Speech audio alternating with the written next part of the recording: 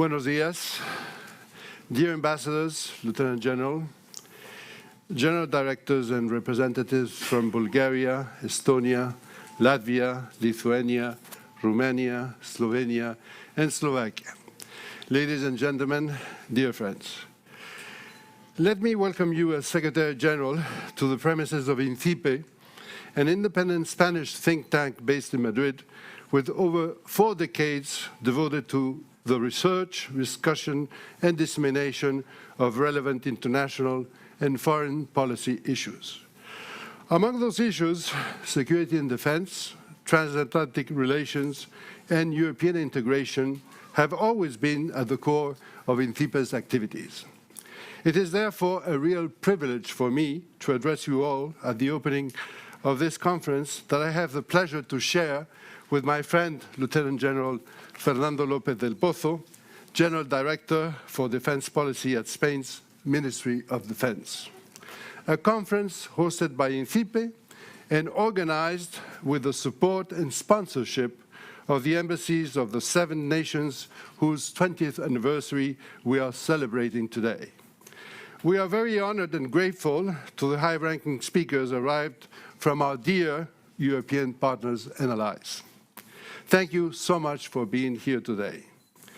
My special gratitude also for the support of our Ministry of Foreign Affairs, which will be represented here by its General Director for Foreign and Security Policies, my friend and colleague, Alberto Ucelay.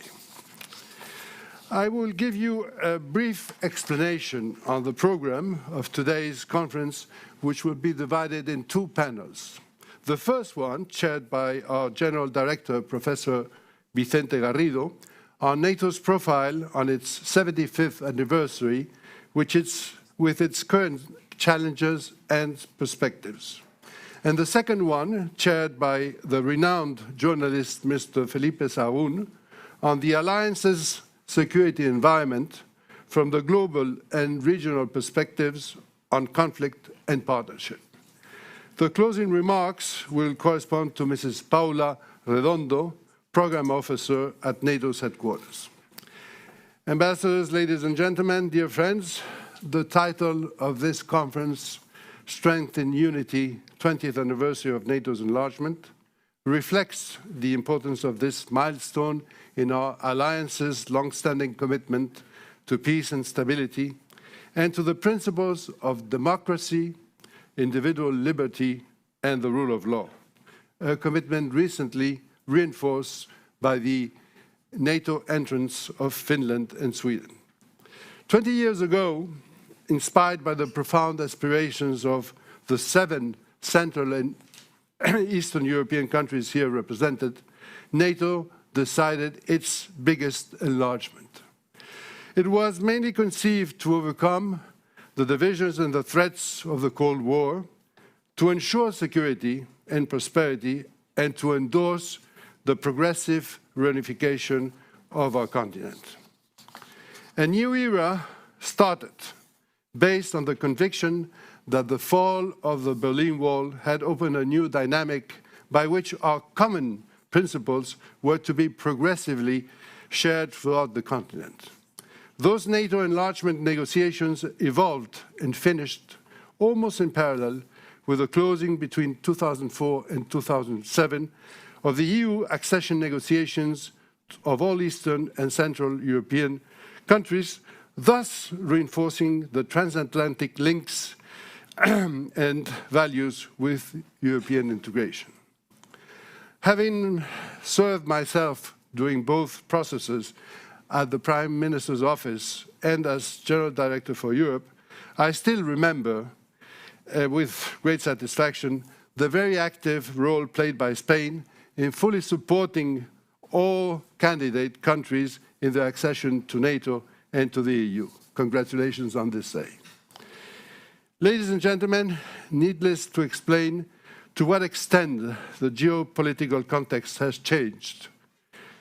During all these years, NATO has nevertheless showed its capability to adapt to the new threats, to respond to changing environments, and to prove its renewed utility. As Secretary General Stoltenberg recently stated at the 75th anniversary of our organization, today NATO is bigger, stronger, and more united than ever. It has ensured decades of peace and prosperity. It has proved to be in the front line against terrorism since 2001, and it has undertaken the biggest reinforcement in generations of our collective defense model. As we face critical times, NATO stands more than ever as a crucial defense alliance for peace, freedom, stability, and prosperity in a context of wars, growing threats, and new risks. Wars starting with Russia's brutal and illegal aggression against Ukraine, whose President, Mr. Zelensky, visited Madrid last Monday, receiving Spain's renewed full support. I'm also referring to the new and serious threats coming from terrorism in all its forms, as well as from cyber, hybrid, and other asymmetrical menaces.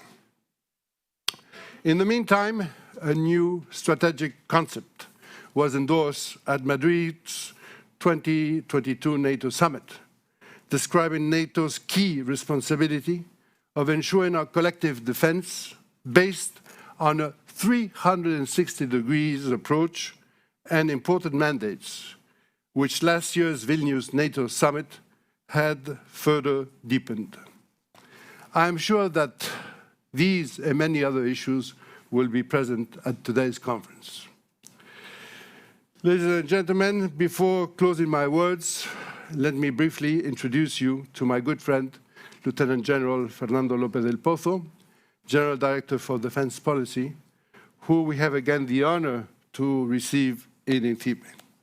General López del Pozo is certainly one of the most prestigious and experienced generals of the Spanish Army.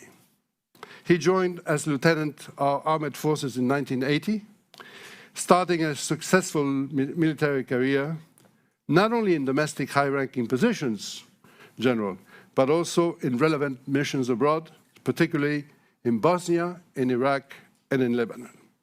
He was appointed General Director for Defense Policy in June 2021, so it's about 3 years already, General.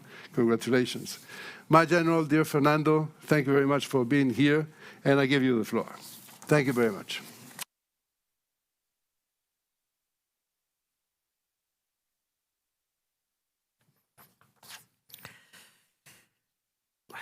Dear ambassadors, ladies and gentlemen, ambassadors, general directors, for me, it's a real honor to be here. I have to thank again INCIPE and all the organization to give me this opportunity to communicate, to show you which are the Spanish Ministry of Defense point of view in this very relevant issue that is it is the enlargement of NATO. It is the NATO as a whole.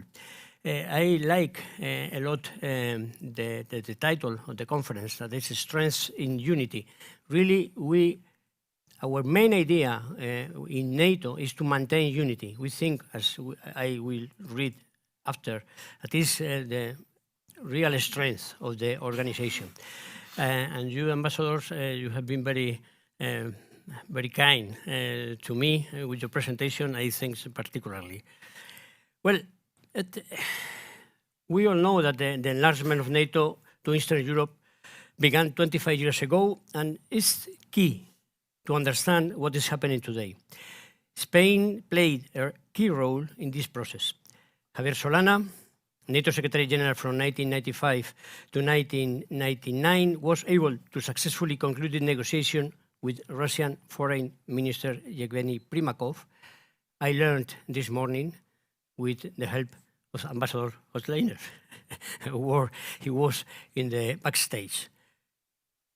I know quite well what is being in the backstage. I've been chief of staff for most of my career, so it's always doing things but not showing to the public, say, no?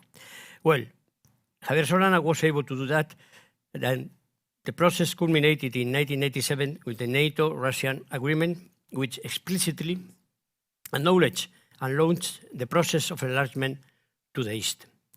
Spain also played a key role in the next milestone of the process when, at the Madrid summit in July 1997, heads of state and government agreed to invite Poland, the Czech Republic, and Hungary to join the alliance. In just 5 years, 1999-2004, the alliance grew from 16 to 26 members, and in the decade that followed, up to 2009, that number had risen to 26. During the Cold War, NATO had been concentrated in the Western Front, part of Europe, with significant vulnerabilities on its flanks. Today, it's a solid collection of territories covering most of the continent. As it was the case with Spain at the time, the countries that joined the Atlantic Alliance did so of their own free will, in the conviction that NATO was the first step towards wider integration in a modern, free and prosperous Europe. We all know that security is always the first prerequisite for freedom and progress. NATO offered and continues to offer security that is both credible and friendly. Today, looking at the Russian invasion of Ukraine, it is worth noting that the Allies never saw Eastern enlargement as a process of confrontation, including Russia, but rather as a process of integration and stabilization of the Euro-Atlantic area in which Russia was invited and initially agreed. Enlargement was also an exercise in showing solidarity with those countries that had already joined the organization. The extension of NATO's border increased security, but also it increased the risks and the likelihood of having to come to the defense of an ally. It is also true that decision-making within the alliance has also been complicated by the need to have consensus among an increasing number of allies. Nevertheless, I have the conviction that is worldwide. In Spain, in particular, we have always argued that NATO is based on solidarity and unity, on the willingness to help others when they need it or when they feel threatened. We are convinced that the demonstration of solidarity by a significant number of countries and the unity of all in the decisions are the best deterrent and therefore the best guarantee of peace. That is why we, Spain, are the first to come to the aid of those who feel threatened. Look at more than 1,600 troops from the Spanish land forces, Navy and Air Force deployed in Eastern Europe. We expect, in a spirit of coherence and reciprocity, that the security concerns of any ally and the promise written in the Madrid NATO strategic concept to preserve the sovereignty and territorial integrity of all allies will be addressed in all circumstances and in the face of risks and threats that may arise from any direction, also from the south. There is no doubt NATO's enlargement was and remains a sign of the organization's good health. In the face of pessimistic forecasts, Ukraine war has shown us the wisdom of our decision to seek shelter under an umbrella of solidarity, common values, and military might.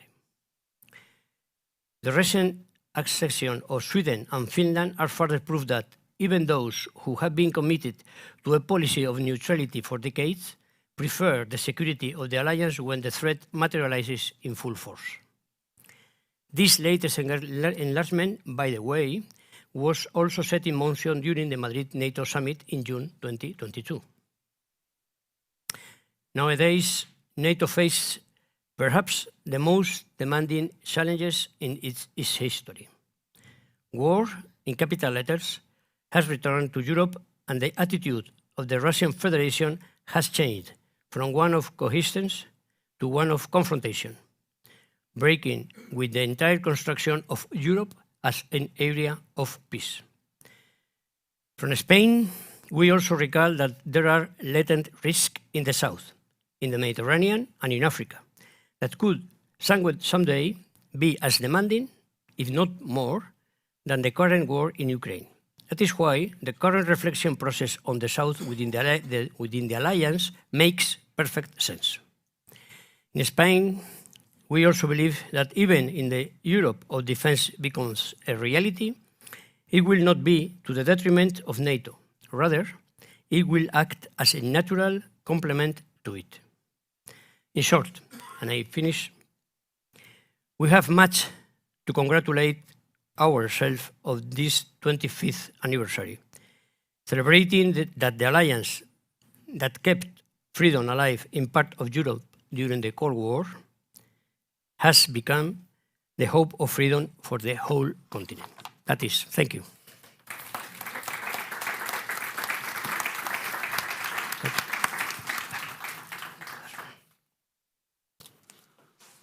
Pasamos.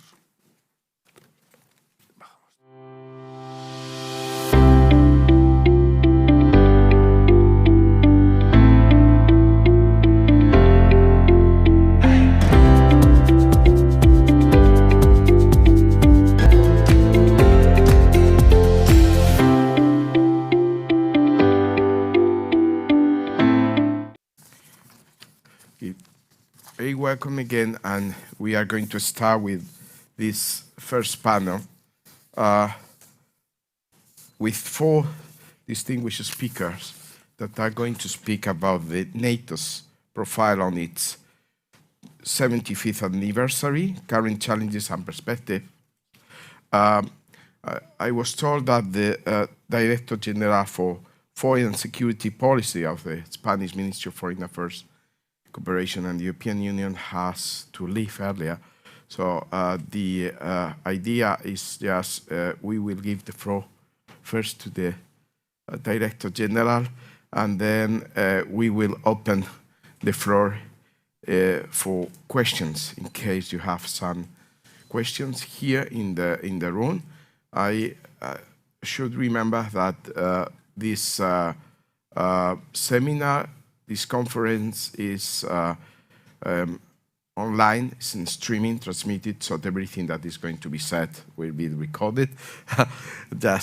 And the people that are joining and following this activity today at home, it's also kindly invited to pose the questions that I will also receive. And this way, if you like to pose some question for the first panelist, the Director General Ucelay, I will pick up these questions and just before he leaves to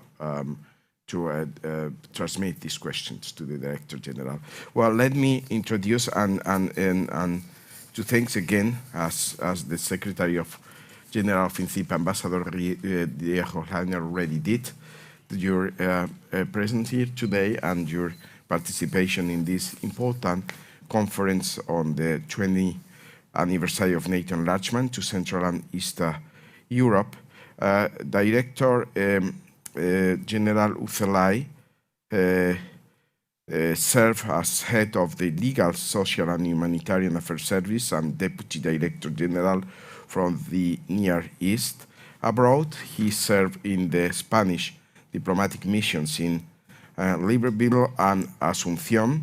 In 23, he was appointed Deputy Consul General in Jerusalem, and he also worked as advisor to the European Union Special Representative for the Middle East Peace Process. He has served as Deputy Head of Mission in the Spanish embassies in Morocco, Kuwait, and Tunisia, and he has been also Ambassador of Spain to the Republic of the Sudan. Thank you for being here, and you have the floor, Director. Thank you very much. Secretary General of INCIPE, Ambassador Díez-Hochleitner, and Director General for Defense Policy, Lieutenant General Fernando López del Pozo. Thank you very much for inviting us, and thank you very much for organizing this very important event. And again, apologies for having to leave early and not being able to stay to the full debate. So, greetings and welcome, first of all, to my distinguished colleagues from Bulgaria, Slovakia, and Estonia, and to all our guests. And thank you very much for your participation. We are very honored to commemorate in Madrid the 20th anniversary of the enlargement of NATO, with the accession of Bulgaria, Estonia, Latvia, Lithuania, Romania, Slovenia, and Slovakia. And we would like also to take this opportunity to celebrate the accession of Finland and Sweden to our alliance. Allow me first to reiterate the solidarity expressed by Minister Alvarez a few days ago with Estonia, Lithuania, and Finland. We reject Russian provocations in the borders of the European Union, which are our borders, and that are yet another attempt to destabilize our region. All our support for our EU partners and for our NATO allies. I think that, first of all, that the future of our alliance, which is the title of this panel, is going to be shaped, of course, by what is going to happen in the war of aggression of Russia against Ukraine. So 2 days ago, we received the visit in Madrid of President Zelensky, and President Sanchez signed with him a very important memorandum on security cooperation, which includes, among many other aspects, a commitment of military support worth €1,000 million in 2024. So our support for Ukraine is constant and unwavering, for as long as it takes, so that Ukraine can defend itself against the illegal and unjustified Russian aggression. Spain has contributed with several important packages of military equipment. We have joined several of the coalitions, of the multinational coalitions in the framework of the Ukraine Defense Contact Group, the Ramstein Group, and we have trained over 4,000 troops in Spain in the framework of the EU training mission. Our support is also political and diplomatic, economic and humanitarian. Let us remind that during the Spanish presidency last year, we launched the procedure for accession of Ukraine to the European Union, and we are now contributing to outreach activities with our global partners in order to promote the participation in the peace conference in Switzerland next month. So after the NATO summits in Madrid and Vilnius, the summit in Washington in July is going to be extremely important. The Secretary General has proposed an important role for NATO in coordinating and providing security assistance and training for Ukraine. So this summit comes at a pivotal time in the war, and we must show more unity and more resolve than ever before. So Ukraine first. Second, I think our alliance also needs to pay attention to the southern neighborhood. Spain is, of course, very much engaged on this. What happens in the Mediterranean and in the Sahel immediately affects Spain and Europe. It affects the alliance, and it is of utmost importance of Spain because we have land borders in Africa, in Ceuta and in Melilla, and we are a direct neighbor of the Sahel through the Canary Islands. So the Madrid summit devoted, of course, special attention, as you will all remember, to this region, the southern neighborhood, and it is clear that instability in the Sahel and in the Mediterranean also has links to Russia, among other factors. So we must tackle instability in the Sahel and West Africa in a comprehensive and holistic manner. We welcome NATO's growing attention and engagement in this region. It is extremely important also that as we engage with our global partners, for example, in order to promote, as I said, their participation in the peace conference in Lucerne, that we also show and we are seen as a consistent and coherent actor. And this is particularly true about our positions in the Middle East, where we need to uphold international law and Security Council resolutions with the same conviction and the same resolve as we do in Ukraine, like President Sanchez has recently underlined. So after Ukraine and the southern neighborhood, I would like to highlight a third point, which is, of course, the Indo-Pacific. Here, Spain also attaches great importance to our dialogue with our partners in the region, Australia, New Zealand, South Korea, and Japan. And there is growing cooperation on a number of areas, from cybersecurity to military interoperability to hybrid threats, and we are all very actively participating on all these fronts. So let me, to finalize, summarize very quickly what is today's the highlights of Spain's contribution to the alliance. Of course, we are fully committed to the alliance deterrence and defense posture. We have more than 1,400 women and men deployed under the NATO flag, and over 1,000 of them are on the eastern flank. In June, Spain will become framework nation of the multinational battle group in Slovakia. We also contribute to the Canadian-led multinational battle group in Latvia. In addition, we regularly contribute to air policing missions in the Baltic and in the Black Sea, and we have deployed air defenses assets in Romania, Latvia, and Turkey. And we are also, of course, one of the major regular contributors to NATO's standing naval forces. We also contribute to the NATO training mission in Iraq that has been, until very recently, under the command of a Spanish general. And we are, of course, redoubling our efforts to invest more and to invest better in defense. Our defense expenditure has increased consistently over the last few years and will reach 1.3% of GDP this year.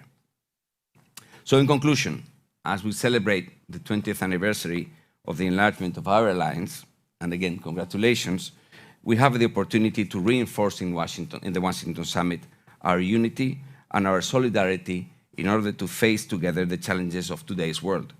You can count on Spain to work with you on all these fronts. Thank you very much.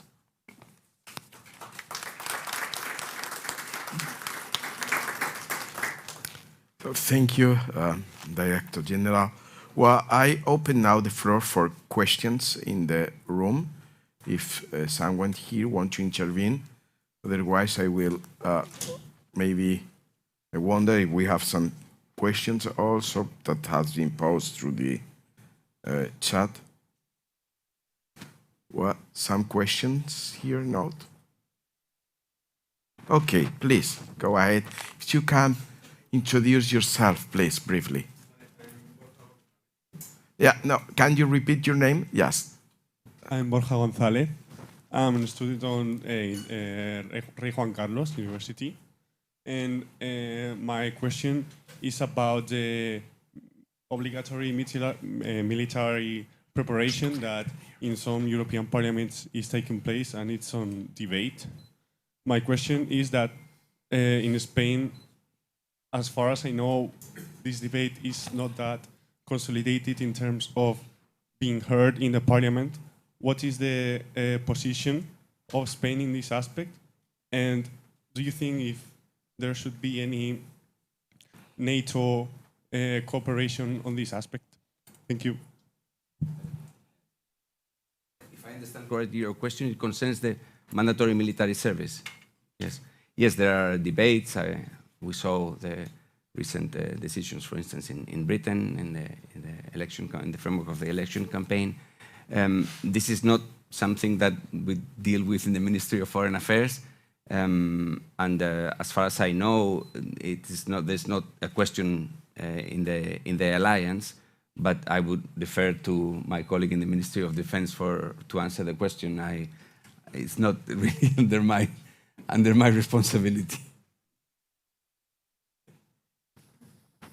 Yes, if we can have a microphone, please, for the here on the for the Lieutenant General in the first line here. Yeah. Well, thank you for the question. Thank you, Alberto, for passing me the question.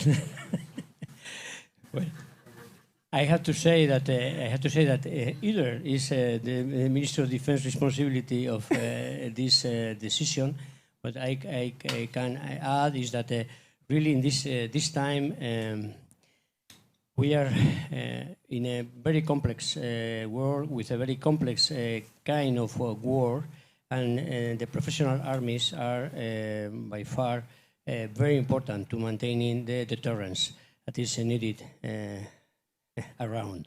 So I say that at least initially we are okay with the concept, with the organization, with the decision that we taken 24 years ago or 20, something like that. No? That is important. The debate is there. I have to say also that it's very nice to have debate on defense. That's something that we should do more frequently. And well, at the end, from the debate, we see what is the true, no? the right answer. But anyway, it's not my it's not my business. Thank you.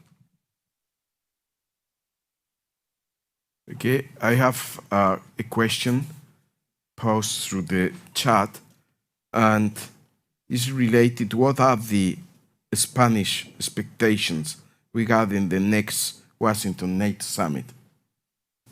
Thank you very much. Yeah, this is an important topic, and Secretary General Stoltenberg has outlined some of the main points. First, I think the allies, the leaders, will have to tackle what is going to be proposed to Ukraine in terms of having a perspective to membership in the alliance, and that will develop over the next few years to meet the requirements that are established in order for this to become true.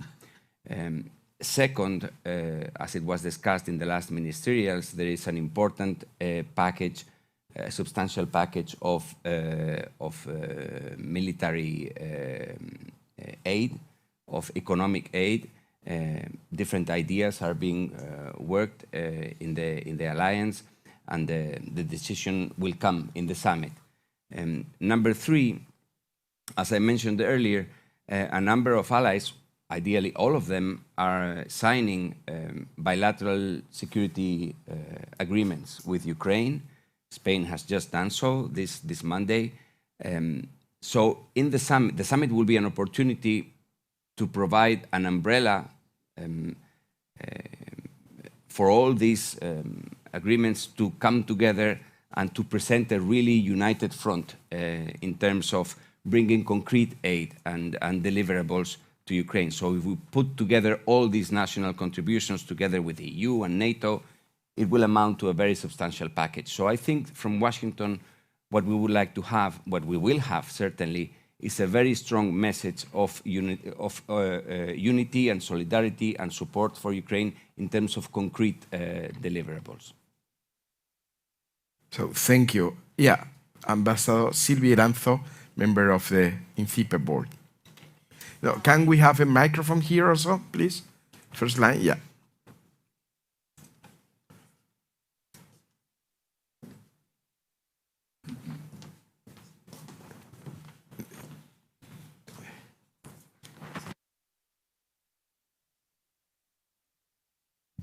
Can you hear me? Yeah. So thank you, Alberto, for your brilliant words. I have a very simple question.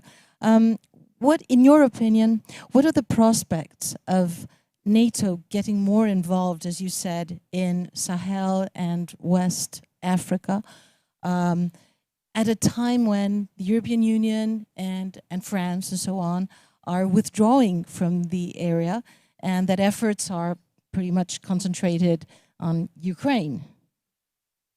Thank you very much, and I think it's also a very important question. In Madrid, in Spain, we see that the Russian aggression in the east and instability in the south are clearly interlinked. They are actually one same arc of instability that our rivals are encouraging, and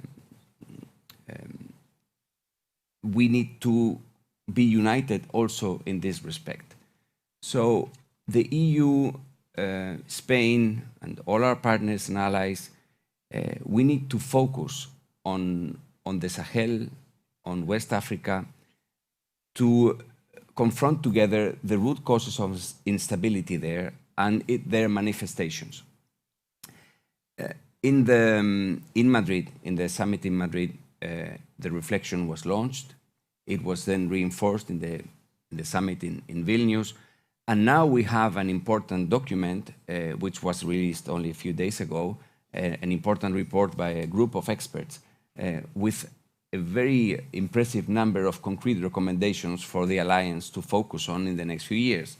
So we hope that the summit in Washington will confirm and launch this set of recommendations and probably focus on a few of them to implement them in practice in the near term.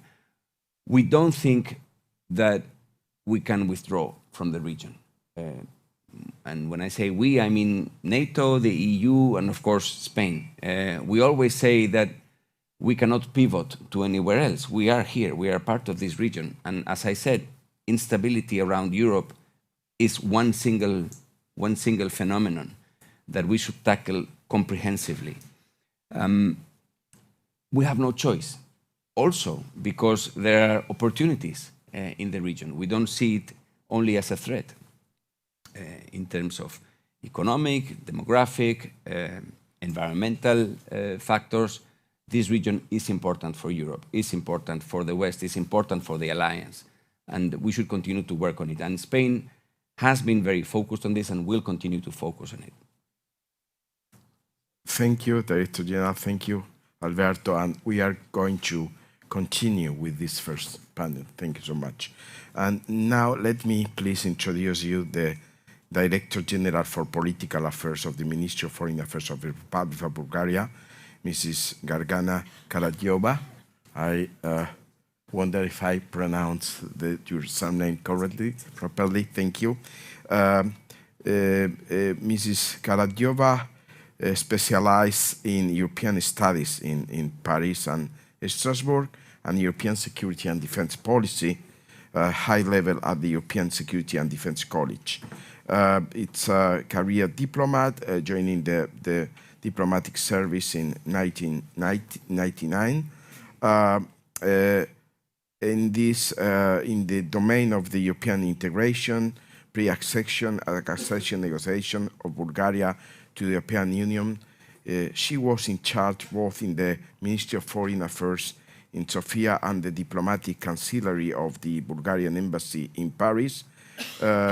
Mrs. Karadjova assumed functions related to the common security and defense policy both in Bulgaria, in the European Union, the permanent representation of Bulgaria in Brussels, and in the Ministry of Foreign Affairs in Sofia, where she was appointed European correspondent to of the Foreign Affairs Ministry, Director for the Common Security and Defense, Foreign and Defense Policy, and Deputy Director General for Political Affairs. Mrs. Karadjova served also as T.B.C. Ambassador, Permanent Representative of the Republic of Bulgaria to the Political and Security Committee of the European Union, and in April 2019, was also to 2023 was Ambassador Extraordinary and Plenipotentiary of the Republic of Bulgaria to Ireland. So Mrs. Karadjova is the Director General for Political Affairs at the Ministry of Foreign Affairs of Bulgaria, as I said, since August 2023. Thank you for coming, and it's a privilege also having you here as a distinguished speaker today. Thank you. Thank you, Ambassador, and thanks to INCIPE for organizing this event, very timely and very pertinent. I'm delighted to be among colleagues, and thank you, Director General Alberto, for having us here in Madrid for this occasion. Indeed, this year is very special for Bulgaria, not only for the 75th anniversary of NATO, but also for the 20th anniversary of we joining the alliance. As you know, it was result and on the background of profound transformation after the Cold War, and then it was a sign of the peaceful reunification of Europe at that time. For these 20 years, we have contributed, I think, much to the solidarity and the unity of the alliance, and we are bound to do so. The alliance is in good shape, we think, and it has proven united and solidary, and also responsive to the threats and challenges of our times, which are unfortunately growing, not diminishing. Thus, we think that NATO should remain open for accession of new membership when partners and countries aspiring to do that are joining a union of values, a union of democracy and rule of law.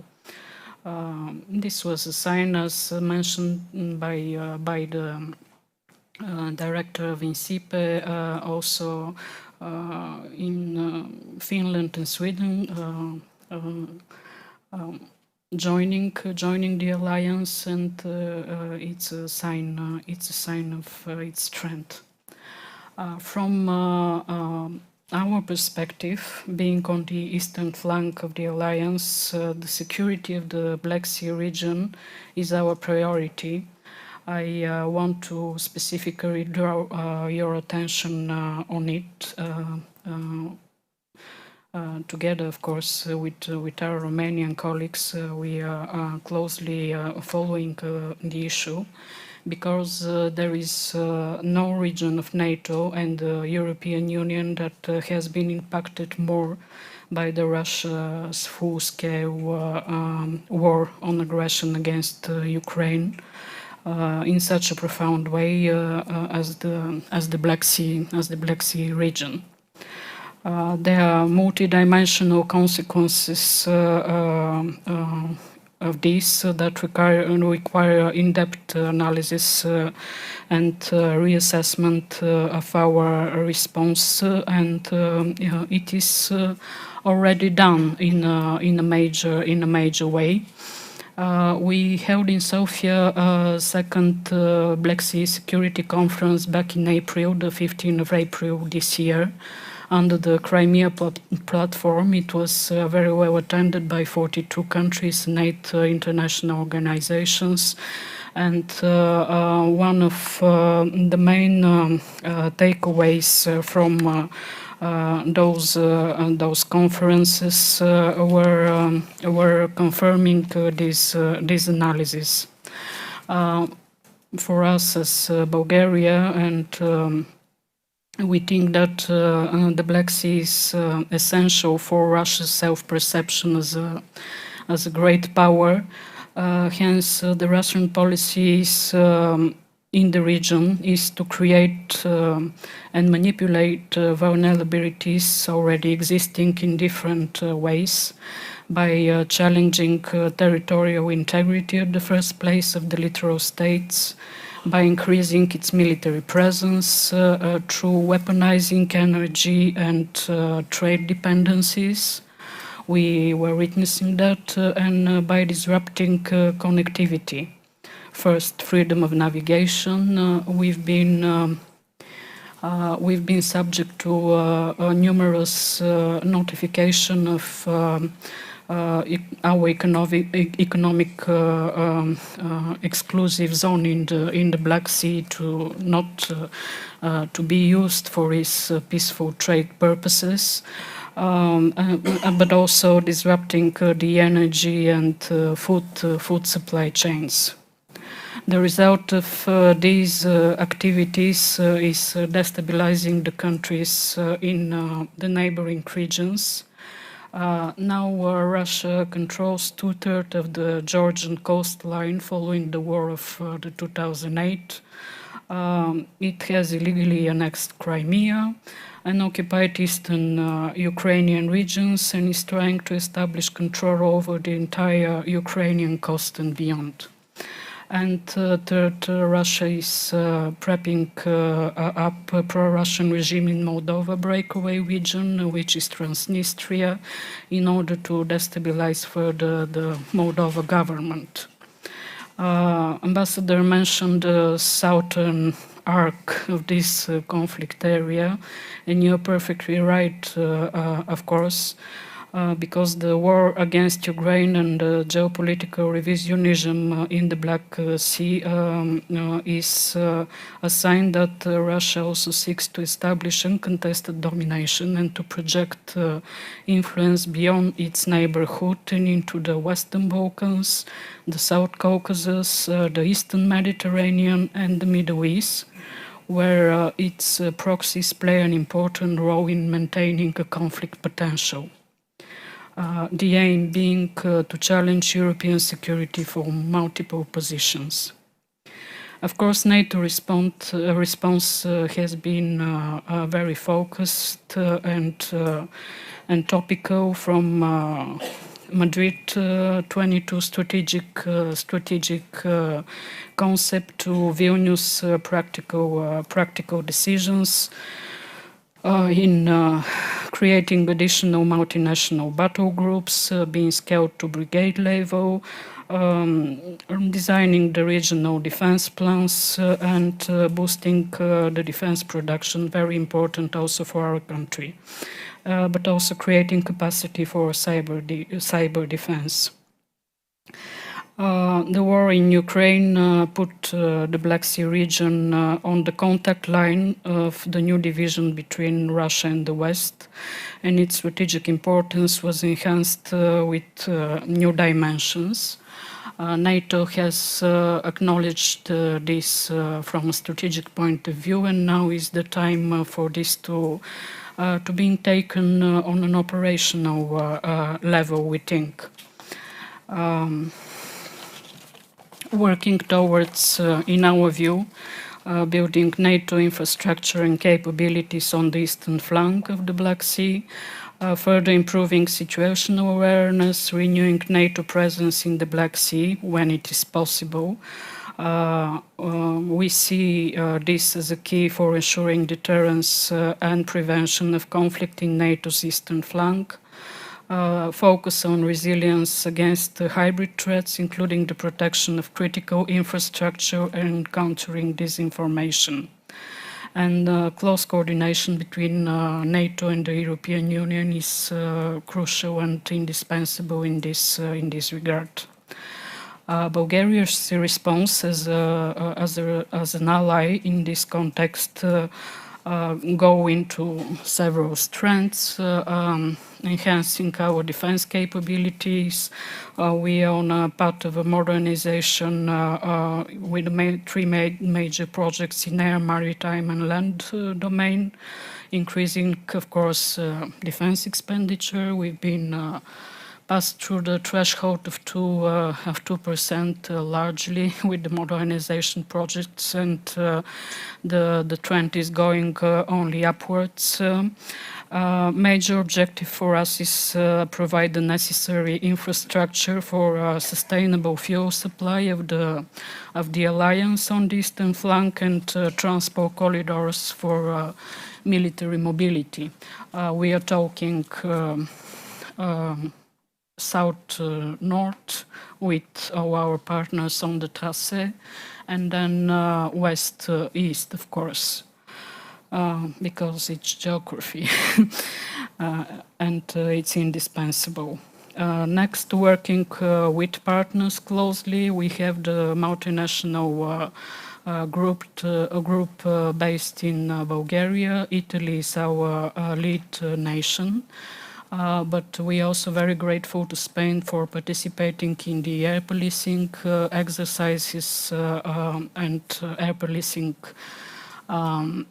functioning over our region and over Bulgaria also.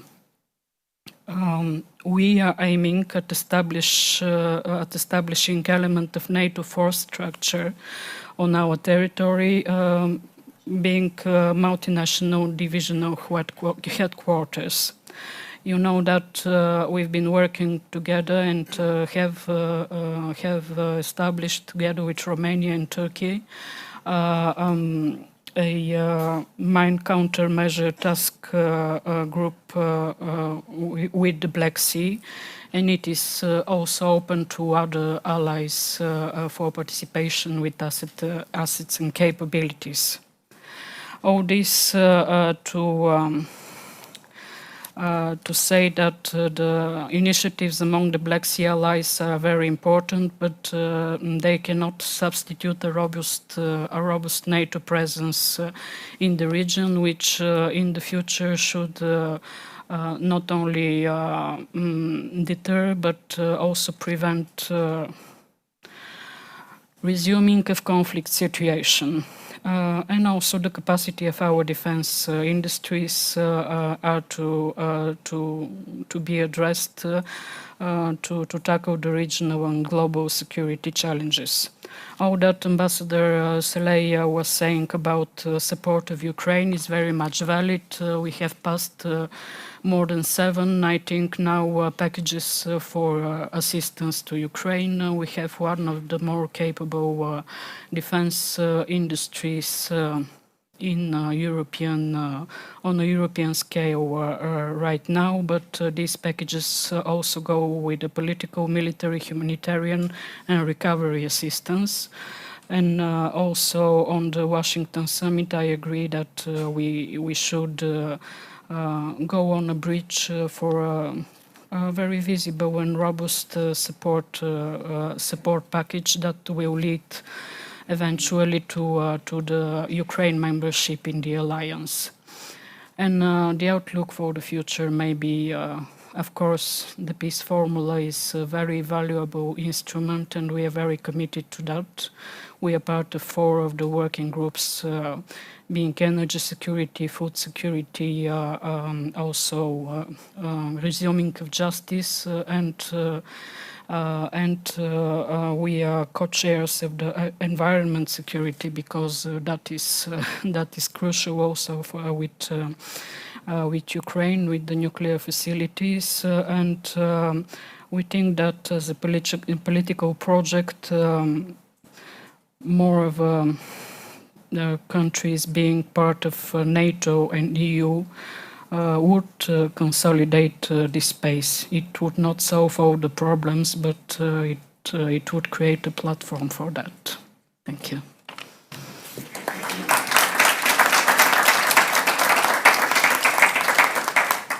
Thank you so much. We continue the session with the intervention of the Director for Security Policy at the Ministry of Foreign Affairs and the European Affairs of the Slovak Republic, Mr. Norbert Brada. Mr. Brada occupies Slovakia relations with NATO, and he's a career diplomat with over 25 years of experience in foreign service. He has held a series of positions in Bratislava and overseas, including Deputy Permanent Representative of Slovakia to the North Atlantic Council, Head of Political Section at the Embassy of Slovakia in the United States in Washington, D.C., at the Embassy of Slovakia and New York, United States, has been the Deputy Political Coordinator in charge for Slovakia's non-permanent membership of the United Nations Security Council. Mr. Brada served as Deputy Director in the Office of the State Secretary, and he was a transatlantic diplomatic fellow of the United States Department of State's in Office of Afghanistan. It's also a privilege to welcome you at this conference. Please, Mr. Brada, you have the floor. Thank you very much. And at the outset, I would like to also join others in thanking organizers, especially Spain and also our embassies for hosting us today. Today we are, of course, facing a difficult reality, which is characterized by Russia's war of aggression in Ukraine, but also major instability in the Euro-Atlantic area. And at least since last year, we also have to add the Middle East, and plus we have to count also the more assertive than ever before behavior of China. And in these difficult, challenging times, we are, as the Alliance, we are marking and celebrating several anniversaries. As it was said, first of all, it was also 75 years since signing the Washington Treaty in Washington in 1949. And our allies in a few weeks will have a chance to mark this event in Washington, which will be very, very important part of the summit.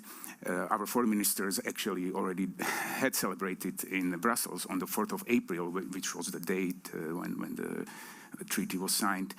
And then we see other allies, the 25 years of Czech Republic, Poland, and Hungary celebrating their membership. And then on 29th of March, Slovakia also with six other nations of Eastern Europe, Bulgaria, Estonia, Lithuania, Latvia, Romania, Slovenia also celebrated their joining of the strongest and most successful alliance in history, as we like to say. So this was obviously, at least for Slovakia, one of the most important decisions in history, in modern history, because we see how important it is to have collective defense assurances today. Slovakia has become a proponent of open door policy, and because we also look at this enlargement as spreading of democracy and prosperity in Europe. Why prosperity? For Slovakia, it was the joining of NATO was really part of also of our efforts to join the European Union.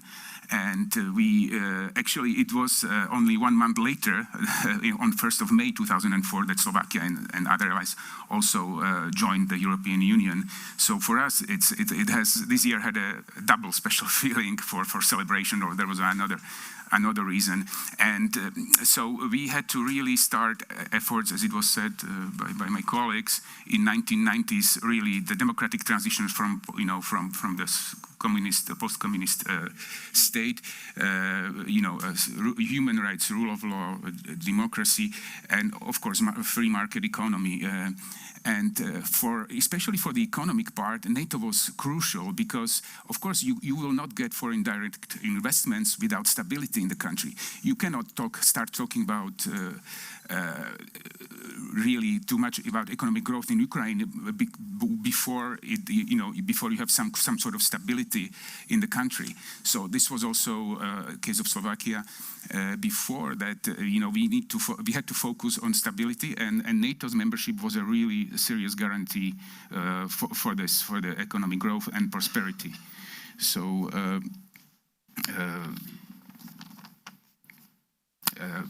Another issue I'd like to say is community in Slovakia was able to join community of values, and NATO is also giving us security, able to protect sovereignty, territorial integrity, and being able to join also political West, as we like to say today.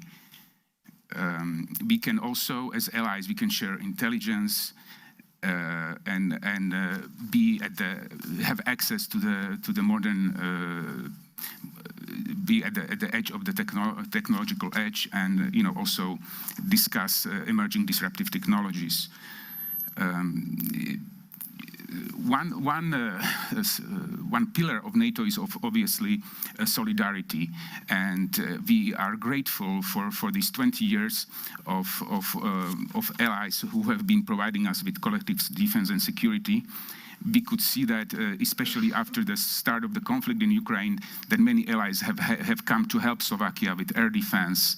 Slovakia was also or it has been, since the conflict, has been also very active supporting Ukraine. We have already given €750 million for the assistance in Ukraine, and we will continue to do that. But the solidarity is very important, and one example that we see in Slovakia today is really the presence of multinational group, for which actually Spain will take lead as a framing nation since 1st of July, almost 800 troops. So we are very much looking forward to this. They will take a lead from the Czech Republic. We also have Germany, United States, Italy, and Slovenia present in Slovakia. We are, as I said. So this is something, of course, very new, and it brings many challenges because we have not been used to host so many NATO troops on our territory. So we need to really redouble our efforts when it comes to infrastructure and also host nation support. But I'm sure this will get better. On the Russia's war, of course, we look at it with big concern because obviously it's not only a war in Ukraine, but Putin has clearly a broader agenda, undermining European security and undoing the international rule-based order. And this trajectory is unlikely to change in the near future. So that's why we need strong deterrence and strong deterrence posture against Russia. And this is something we also want to highlight at the summit, that we need really to keep deterrence and also air defense when it comes to Russian response. Slovakia and some other allies in the eastern flank have been pointing out to the threat of Russia for a longer time ago, before this crisis became, but some allies were actually not taking it too seriously, I would say, but that's why it was such a wake-up call in 2022. But now we see the pattern was part of a broader strategy. We could see 2008 in Georgia, 2014 in Crimea, and this was just another episode of Russia. One more point I'd like to touch is actually also the hybrid warfare. We are, despite of the kinetic war in east of NATO, we are facing, all allies are facing really hybrid operations which have been increasing and escalating, I would say. We have definitely took note of the recent incident in Estonia at the river Narva. I'm sure my colleague will talk about it a little bit. But also in Slovakia in general, and we don't know whether this is really related to the European Parliament elections in June or in general, because obviously the hybrid activities, which is disinformation and many others, have been here for a longer time. Also, we have seen that Russian media and Russian intelligence service were portraying the recent assassination attempt of our prime minister as a Western attempt to destabilize Slovakia. And there are many other examples and incidents. For instance, 1,500 schools have received emails with bomb threats, which was sent from an email by Russian extension. We don't have a proof yet, but there are many reasons why this has impact on stability and resilience of our countries. So let me stop here and thank you. Thank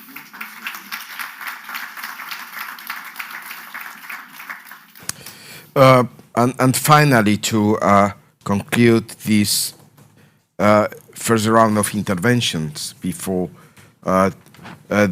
going to the debate and for questions, let me introduce also Mr. Margus Kolga, Director General on the Policy Planning Department at the Ministry of Foreign Affairs of Estonia. Mr. Kolga has a broad experience both at the ministries of defense and foreign affairs. In fact, I would like to stress that Mr. Kolga joined the Ministry of Defense of Estonia 3 months after establishment of the ministry itself. At the Ministry of Defense, he has held different positions as head of the Bureau of Defense Policy and head of the Department of the Security Policy, Deputy Secretary General of the Ministry of Defense, responsible for policy planning, international relations, and public affairs. For 4 years, Mr. Kolga worked as a senior research fellow in the Baltic Defense College and was responsible for the organizing and support of the newly established High Command Studies course. Mr. Kolga joined the Ministry of Foreign Affairs of Estonia in 2007 and held the post of the Director General of the First Political Department, Security Policy and International Organizations. Margus Kolga served as a permanent representative of Estonia to the United Nations, headquartered in New York, and he has been ambassador of Estonia to Sweden. In August 2022, he returned to LtGen and presently holds, as I already announced, the post of the Director General of Policy Planning Department.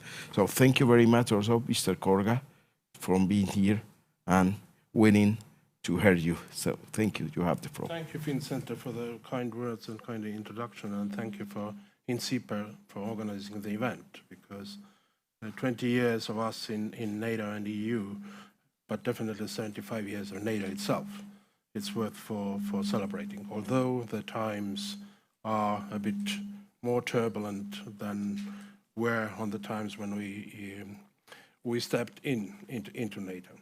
I would like to start with a remark or notion that the decision in April 20 years ago, taking us to NATO, and decision in May 20 years ago, taking us to EU, I think those were two most important decisions by Estonians and for Estonians, what have made in history after we declared our independence and won the independent war. So that step ensured us among democratic value zone, fostered democracy, rule of law, human rights, market economy, and also ensured our security. If that wouldn't have happened, we do not know where we could have been or might have been today. So that has been given, those two things have been the cornerstone for our statehood for the last 20 years, for sure. Personally, I remember those times 20 years ago vividly, because I was head of the delegation to negotiate the accession agreements with NATO, but also were part of the process which preceded that, Partnership for Peace and POP and Membership Action Plan. I hope that some of you still remember those elements too, because those were important for us to prepare ourselves for the eventual membership. Now, 20 years have passed. I think there are a number of positive things which have come in, but also some negative things. First, positive, we, and I think also Alliance, is better prepared and have bigger forces for the defense. We have now concrete defense plans. If we remember when we started 2004 after our membership, it took first 2 or 3 years to start negotiations or discussions about the contingency plans. And now we have reached to the concrete defense plans in 20 years. Of course, the change in the environment has had quite a lot to do with that. And there are Allied forces on the ground in Estonia. First, since the first days of our membership as an air policing mission, where Spain also took part several times. And we are very grateful for that. But there is a center of excellence in cyber defense in Estonia, and now also Allied forces on the ground since 2017, and now also prepared for the forward defense mission. And there has been a raise of defense expenditures. Estonia is fulfilling 2% already for the last 10 years. So we were not the first who did that, but we were one of them among the first. From the, and maybe what is most important is that the society is stable and free, and living through that with actually positive view on the future. Negative, of course, is Russia. Democracy failure there. They still are hostile and opportunistic, living through their post-Cold War paralysis in the way. So imperialism is back in their mind, and we see vividly that in a way every day. And the other negative part, what I would like to mention, is kind of the result of the peace dividend for the European forces. So we were living in the illusion that the times will be good, security ensured, and we will be able to fulfill those tasks with less forces than before. Now we see that actually that has been a mistake. And one negative thing is also that we haven't read the alarming bells in right time, because it's not 2022 when it was only when the full-fledged war started, but there were 2008, Georgia, there was 2014, Crimea and the eastern Ukraine. And I can't say that we didn't do anything, but we did not as much as was needed. And now we face what we face. Of course, the world now is not as it was when we joined NATO, and I would say that there are three sort of major challenges in front of a democratic world and also in front of NATO. First, of course, it's a war in Europe, wide and open, Russian aggression in Ukraine, and one could call it as kind of the existential event. Existential event definitely for the Estonia, for the Baltic states, I think existential also for the democratic world.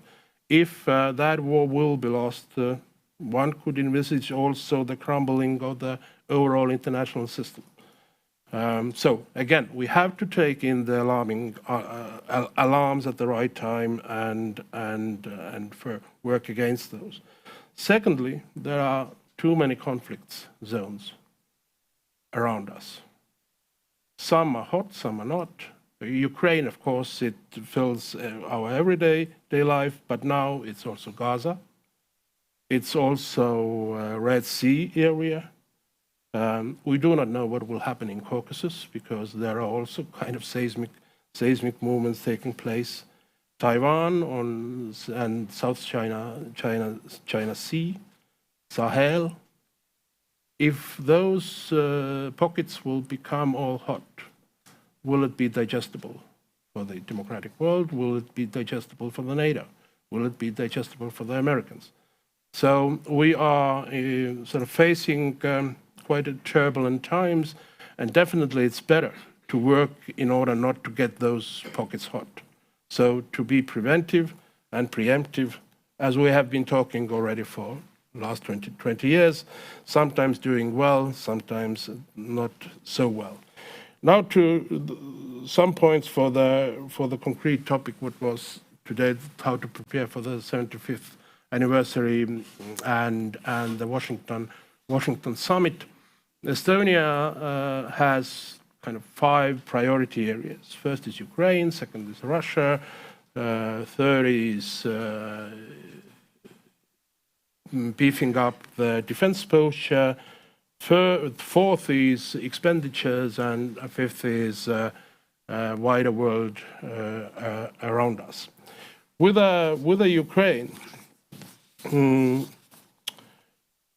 of course, that war have to be won.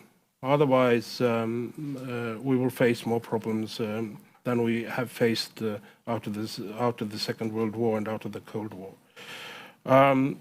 But the problem is, from my point of view, that I think we haven't yet, as a democratic society, defined well enough for us what the victory will mean, and therefore the response from our side is not always as strong as it's needed.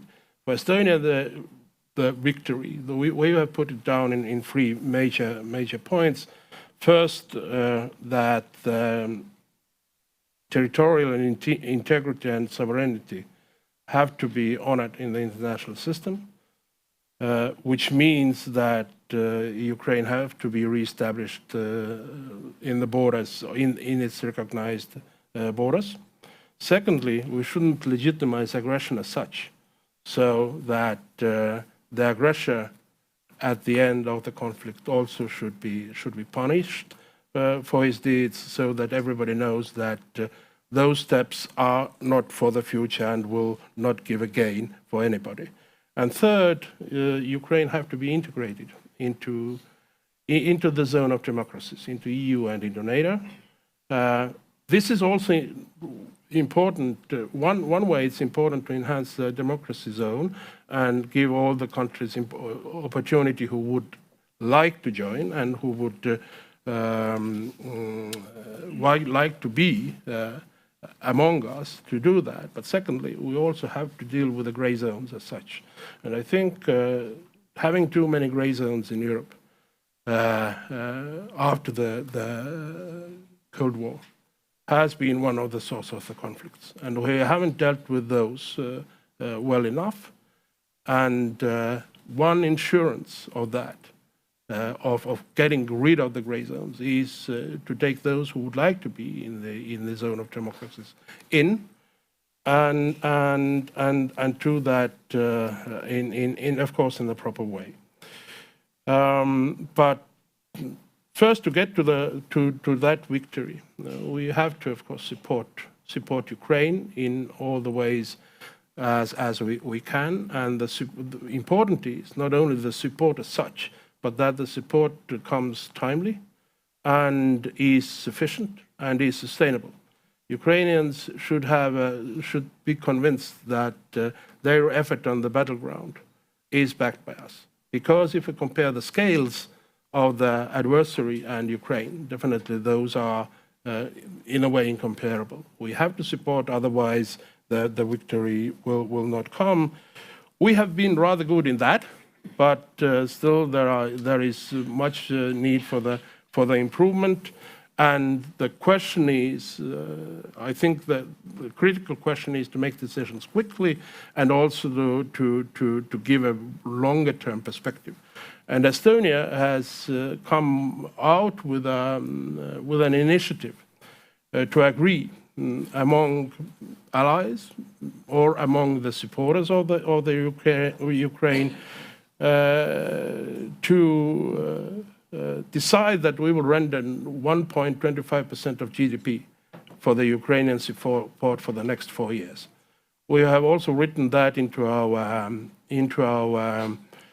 it has been decided already by the government, but it has been written also into the draft of the bilateral agreement with Ukraine. If others will follow the suit, if all the members of NATO will follow the suit, then that will constitute 120 billion euros a year. So that's one thing that will give confidence to Ukrainians, but it also backs the decisions what we have done in order to support the Ukraine. And we would like to see from Washington, from the Washington Declaration, there will be a strong commitment from NATO side towards Ukrainian support. We, of course, would like to see that Ukraine will get the invitation to the membership, but we understand that there is no consensus on that. But definitely the words in the declaration should be stronger than they were in Vilnius, definitely stronger than they were in Bucharest 2008.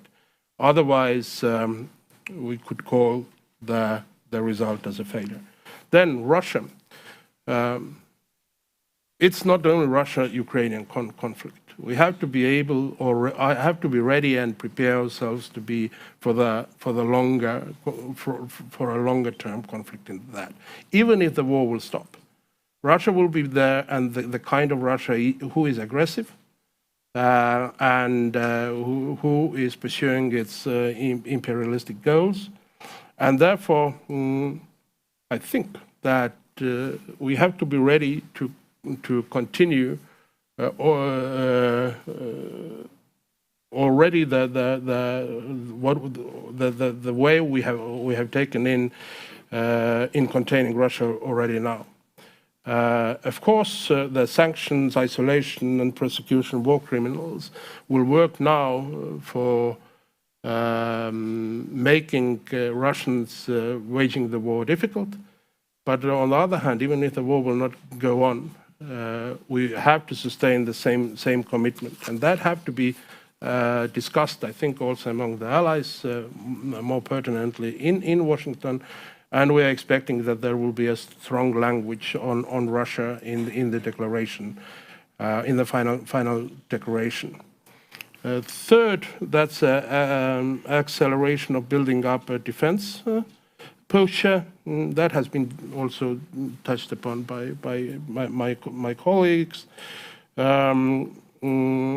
We think that Sakur's suggestion or military advice, which has now given in terms of fulfilling that endeavor, needs to be implemented in 5 years. But in order to be ready to implement that, we have to accelerate our own commitments, not only in terms of resources, but also in terms of defense build-up, and also in terms of military industry. And here Estonia will come out with an initiative which is now called Allied Capability Delivery Commitment, ACDC, to call European members and also Canada to put more resources and more effort behind that in order to balance more sort of the American side. And that will also work, I think, not only for our defense posture and deterrence, but also for helping Ukrainians in their fight. Defense expenditures, there has been agreement on 2% within NATO, and now 22 nations are filling that already. But we think as that decision was done when the war was not going on, when the war in Europe was not going on, there is more need for putting more beef behind that. And therefore Estonia would argue that maybe 2.5 would be the next percent, will be the next estimate, what we should have in front of us. Estonia itself has made a decision already to raise our own expenditures to the 3% of GDP. But again, Estonian scale is very small. So we can show only to the world that that it's possible. We're able and ready to do that. And last but not least, which is connected with a bigger picture and what is happening in the world, the confrontation between the democracies and autocracies, definitely the NATO would have the role in that endeavor, and maybe also to take part of different conflicts around the world. But we shouldn't shy away from Sahel. We shouldn't shy away from Arctics. Those definitely will be areas of our concern in the future, and we will be also speaking for that in Washington. And last two things, maybe the next challenge is what we have to take more seriously in due course. One is hybrid, which has been mentioned, and we see the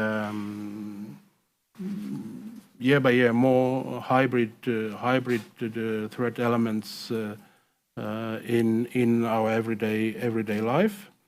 And the second is we still have to think how to keep Americans engaged in Europe, which is important for NATO, but also for the European security as such. Thank you. So,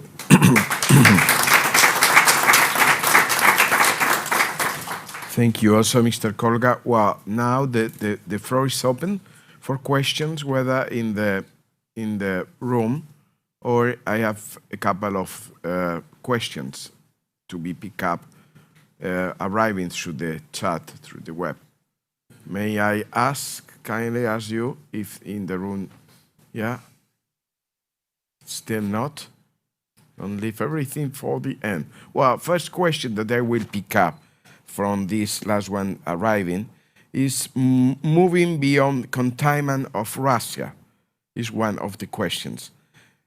Perhaps the most challenging issue is deciding what the collective political end state should be.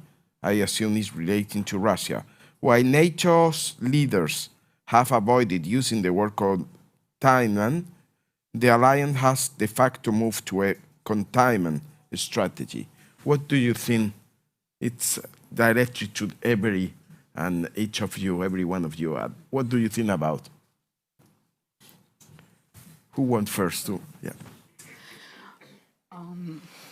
It's a kind of a very pertinent but theoretical discussion whether we add containment to the deterrence and defense of the alliance when speaking to Russia. Of course, it's a concept which is dating back from the Cold War, but its posture is deriving from that. I won't go as far as thinking that containment would be added a task, but we surely have to contain Russia for the time being. As I mentioned in my introductory remarks, our aim should be that the Euro-Atlantic area would become the privileged area in terms of values and adherence to rule of law and democracy, and thus Russia would stay, if isolated, if withdrawn, or would make in the long term the choice to join this democratic space. I think for a long time, NATO had a clear strategy. On one side, there was a deterrence and defense, and as a second track, there was a dialogue with Russia. But we clearly see this has changed, and we have adopted a new strategic concept in Madrid, naming Russia as the single most important threat to the alliance. And now we need to kind of fine-tune this strategy to our new, perhaps new comprehensive policy. But as it was said, we already know that even if the war ended tomorrow, we would face we would face Russia kind of with a negative posture towards us. So we need to really, I think this is all up to allies to discuss and fine-tune this new strategy and to a new approach of the alliance, which will have to be comprehensive. And I think, yeah, it's too early to say whether we have an agreement on this or not, but definitely this is something that NATO allies will be considering, also in the context of the upcoming summit in Washington. As the war is going on, defense and the deterrence aspect, of course, is the most important. But we have to look beyond that in time, and definitely the second part, as you mentioned, dialogue, is not possible in due course. We shouldn't have an illusion that Russia, even if the war changes, will change itself, and that the society will make a change which will enable us to continue the dialogue with a leadership there or with a society as such. That will need time, that will need quite a lot of changes, and we have to be our own approach to that time. And that hasn't been yet discussed thoroughly, at least from our point of view. And we have to do that in order not to be surprised, as we have been recently before. Okay, welcome. If you can identify yourself. Good morning. Captain Stephen McGlory. I'm the UK's Defence Attaché here in Madrid. Thank you all for your excellent presentations this morning. I think the 2024 was highlighted as the year of elections, the year of democracy in progress. We have the European elections coming up very shortly. In my own country, we have an election happening sooner than we really expected. But the other key election that happens this year is in the autumn, which is the presidential election in the United States. Given the fact that we've had a Trump presidency previously, which was characterized by friction, lack of coherence, lack of solidarity, and also a certain amount of uncertainty within the alliance, how do we best prepare as the other 31 members of the alliance for that situation to ensure that we do, as Margus mentioned, keep the Americans in Europe and do ensure that the strong bonds of transatlantic security remain? Thank you. Well, I would say that there are two elements what we can sort of word out right now. One is simply to go back in time and think what were the sort of the Trump's main challenges, what he made towards Europeans. One was defense expenditure, that Europe is not paying enough. And quite a considerable steps have been done on that. And that, I think, is one reason to Trump that we have done our part. And you have to keep yourself in, because you can't solve your own issues and your own challenges without Europe. You have to do that with all together. And second is that we have to be also more forthcoming to the concerns what Americans have around the world. For instance, in terms of China, in Asia Pacific. So to find more common areas to work there. Okay, I would also add that we also, together with North America and Europe, when we work together, we are stronger. And this is also, just like Europe needs North America, America, I think, needs Europe. When we do our reach out to other countries, especially now, it's a battle of the public opinion, as we sometimes say, the countries of the global south. So it is important to really have this transatlantic cooperation. And as it was said, yes, defense spending is going to be very important. But we have a good story for the summit. Almost 20 allies, which is almost 2/3, have already fulfilled the 2% pledge, and several of them will come to Washington with a concrete plan how to reach this goal. So this is a good story, and let's hope, no matter who wins the White House, we'll have America engaged in Europe as it was now, and especially also, of course, the continued assistance in Ukraine. Yeah, I think the transatlantic link is the essence of the whole alliance, and this will have to stay this way. Yeah? Of course. Yeah. Indeed, as colleagues mentioned, we've been through the period of Trump administration once, and we know when we face the concerns for most of them. We would and should deal with every democratically elected government in the alliance and stay united and solidary. For our part, as Europeans, we've made tremendous efforts and progressed both in beefing up our defense industry. Of course, in response to the war in Ukraine, raising the defense expenditure, being postured as a more reliable transatlantic partner nationally, but also collectively. And we've been developing the concept of open strategic autonomy in the European Union, as you say. As you know, which is not disrupt the link, but to be credible in the framework of the EU-NATO transatlantic relation. So thank you. I will pick up another question arriving through the chat. Which are your national assessments about the current and future relationship between NATO and the European Union? Would you like to? Maybe I will start. Yeah. Nobody has a crystal ball, and of course we don't. I cannot predict. But what I can say that almost all allies support, strengthening and deepening of this cooperation.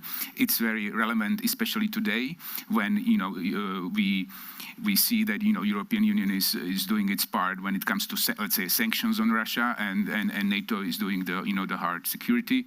So there is some kind of division of labor, but we definitely see complementarities, and we need to really continue with this cooperation in the future. So let's hope it will be after the elections in the European Parliament, this will continue and even become more practical and more effective. It should continue, and of course there has been some troublesome times behind us when there were some obstacles in order to go on in full-fledged way, but I think we have got over those. And the crisis in Europe has joined us or bind us together even more. But if we look on NATO's and EU accession criteria, that shows that we all are, both our organizations are composed by the nations who cherish the same things. Those organizations have to work together. There is no question about that. Simply, we have to keep that always in mind and try to find the ways, even if there are some obstacles, how to go around those, because together we are stronger than alone. That we have already, all of us, I think, have understood. I've touched upon the topic also in my expose. It's a very important area of looking forward, and to name only two maybe of the most important area is the cooperation which have proven useful and indispensable in the Western Balkans between NATO and the EU, also on an operational level. And then, as the colleague said, the sanctions, the European peace facility, but also the Union backup of the military mobility needs and assessment, and addressing these needs from the European Commission and the European Union perspective. All these examples give us the clarity that this cooperation is indispensable. Of course, underlying political problems are not solved, and we all have a back thought on that, but they are also to be worked through. Thanks. So, thank you. I don't see still anything. Yeah, sure, thank you. Students, welcome. Good morning. I'm Lucía Cañada, international student. I would like to ask, well, firstly, thank you for your interventions and thank you for the opportunity for being here. I would like to ask, as Mr. Brada mentioned, how can be a coordinated response to new models of war like hybrid wars or asymmetric wars? Thank you. How can we, if I listen correctly, how can we coordinate our response? Coordination of response vis-à-vis the hybrid threats. Yeah, correct? Yeah, thank you. Yeah, I think this is already happening. We have working groups at the EU level, and of course we have daily discussions in the North Atlantic Council, exchanging views and sharing experiences. And I think this will have to intensify, and also if a country is in need or even a partner is in need, we can, the European Union or even NATO can also do some assistance in this part. So, but of course, it's mainly prerogative of national responsibility of resilience, building resilience. As it said, resilience is first line of defense. So obviously, these two organizations can help as an exchange of view platform, mostly. And you have to focus on the resilience in your own national security structures. So.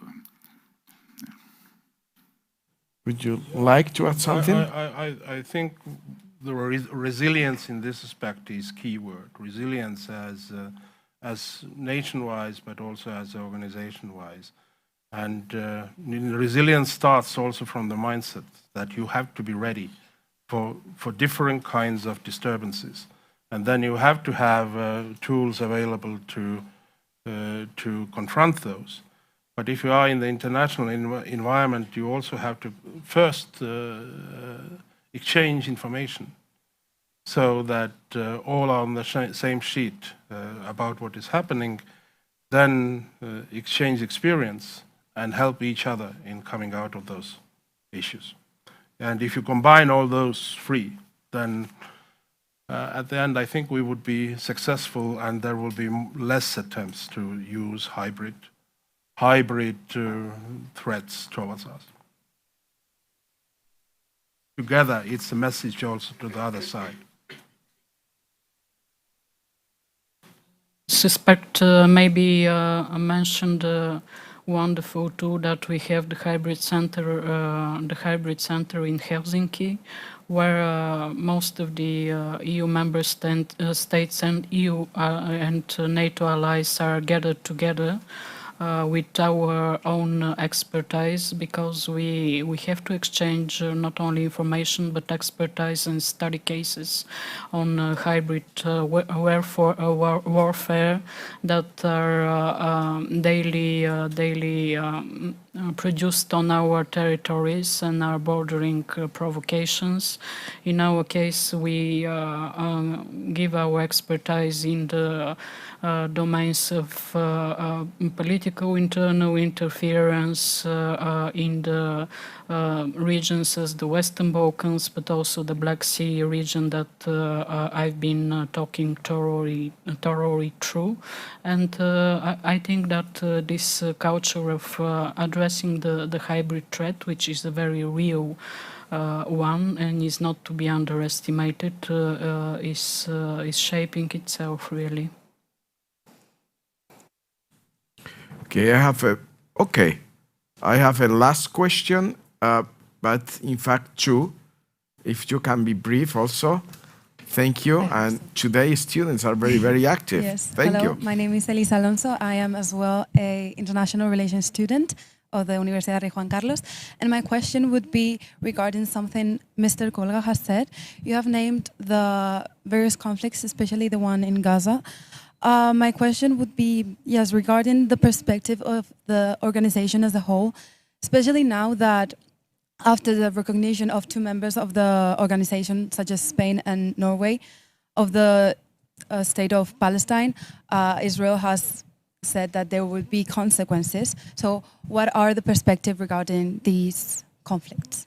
Thank you. Together with this, not to forget this, but just to add something.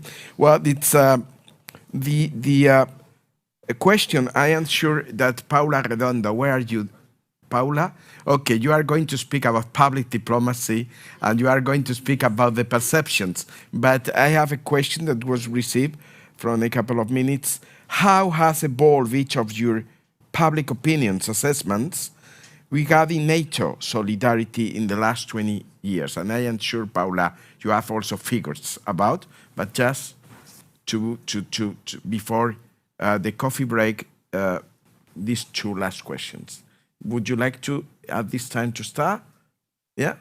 With the Gaza one. It's up to you. It's why I formulated two. You can choose or you can answer the two. Maybe the wider public is not aware of the fact that most of the then socialist states recognized Palestine back in '88. We are among them. So we've lived through that time with the recognition of the Palestinian statehood, serenely, tranquilly, and with an excellent relations with Israel, which is, not forget, a very strong strategic partner and a vibrant democracy in the Middle East.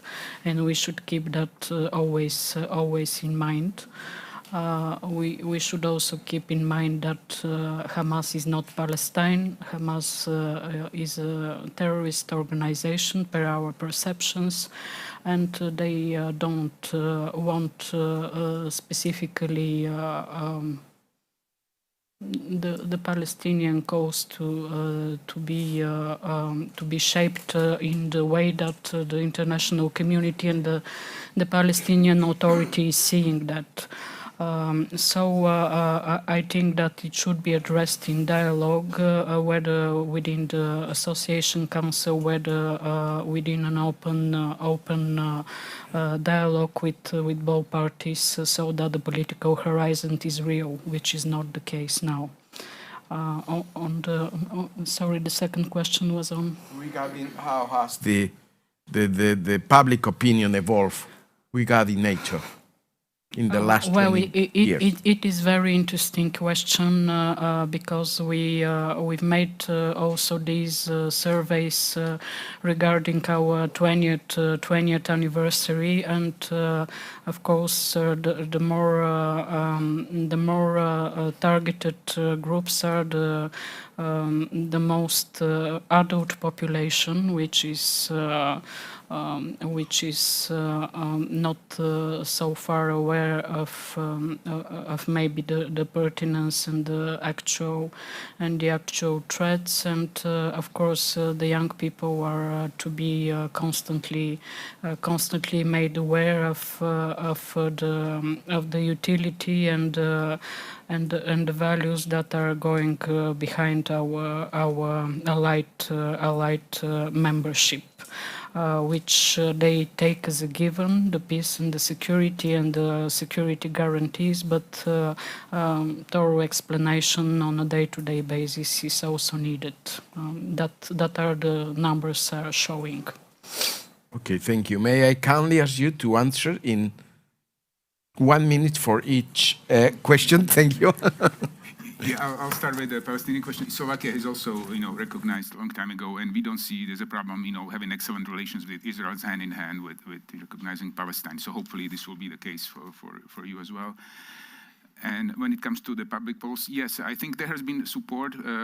Maybe it has been fading recently, but since now there is a new raison d'être for NATO, I think there is still support. The new factor would be maybe the easy manipulation by some part of population to disinformation and false narratives about NATO. So that's why it's crucial to have it's crucial to have a role by the government to have a proper stratcom and explain to people about what NATO is. That NATO is actually not United States or America. NATO is actually us. We are NATO. There was a campaign, we are NATO, and so this needs to be clear to everybody.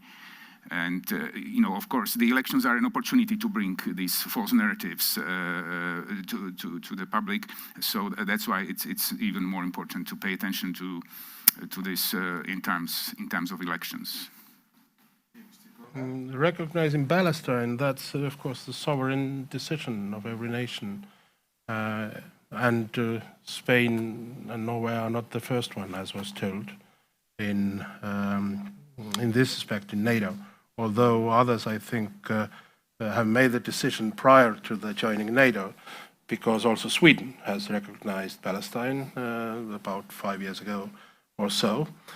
I wouldn't see much of the trouble from that. From Estonian perspective, we have not recognized Palestine. We do not have much political discussion around that. But on the other hand, as we have been supporting of the two-state solution, and we do not see that what is now happening in Gaza and how Israel is handling the crisis will support that endeavor. We have changed our voting pattern in UN. The last resolution in UN on giving Palestine more rights in the UN system, we changed that from our voting from neutral to the positive. So that has been the change. But I wouldn't see any problems or troubles for NATO in this respect. Public opinion. After the accession to NATO, Estonian public has always supported in big majority NATO. It has been almost always over 80% or close to 80%. So we are good members and allies as a society in this respect. So thank you so much, and don't worry for the questions that arrive later, because Felipe Sagún, I will pass this question to Felipe for the next panel. So we have a couple of these in storage for the next one. And now I think we deserve a coffee, both people at home, at work, a virtual coffee for you, and for our material one. But please let me recognize the interventions here with an applause for the speakers. Thank you.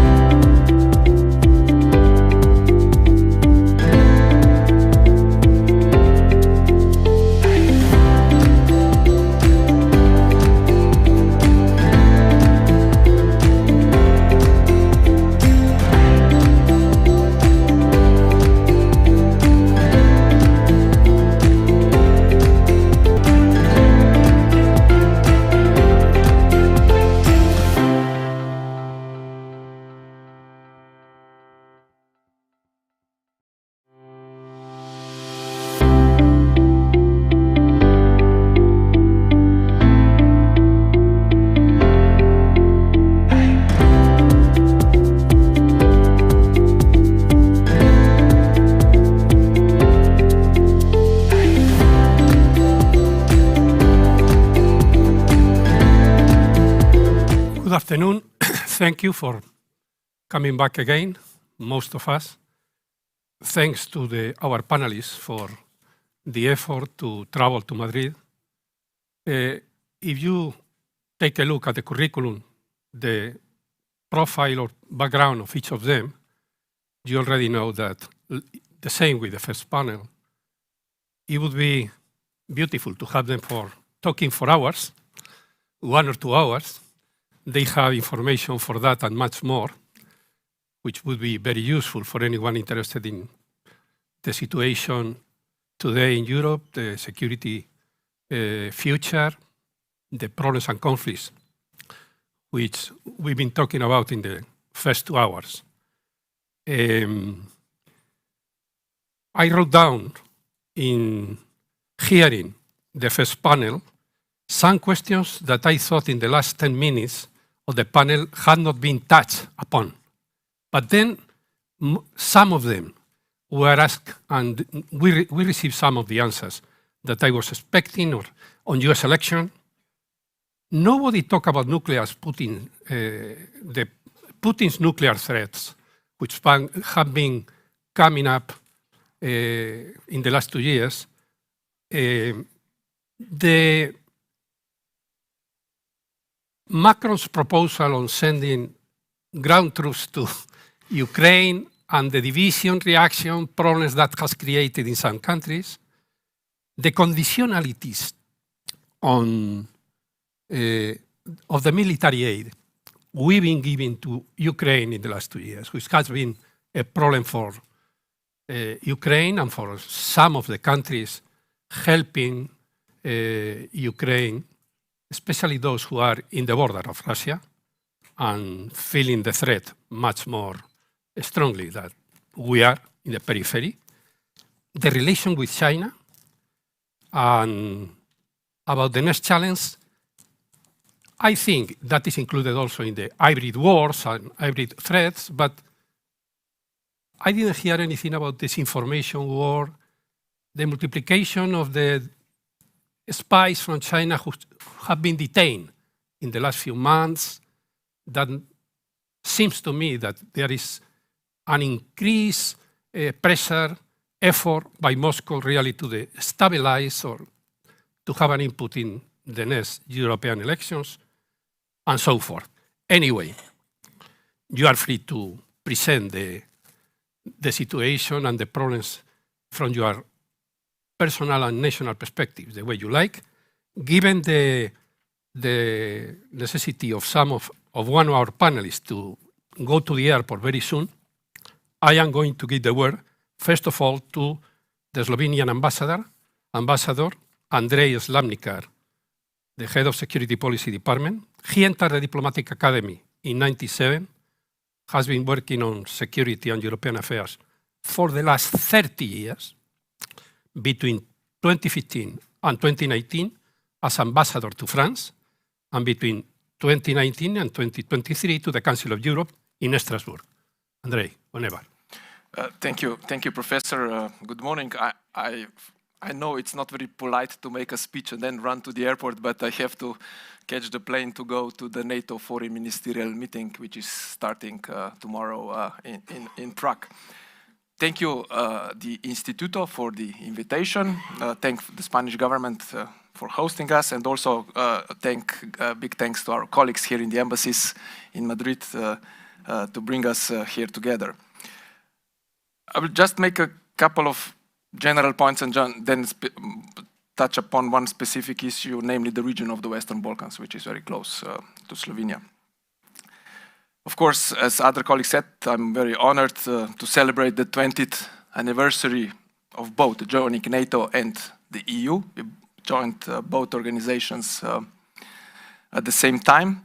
And also I would like to stress that along the whole way from decision to join NATO and EU, we were accompanied by Spain, by Javier Solana. He was foreign minister, then he was NATO Secretary General, then he was High Representative for European security, common and foreign and security policy. So we were accompanied along all the way by Spain's support to our Euro-Atlantic aspirations.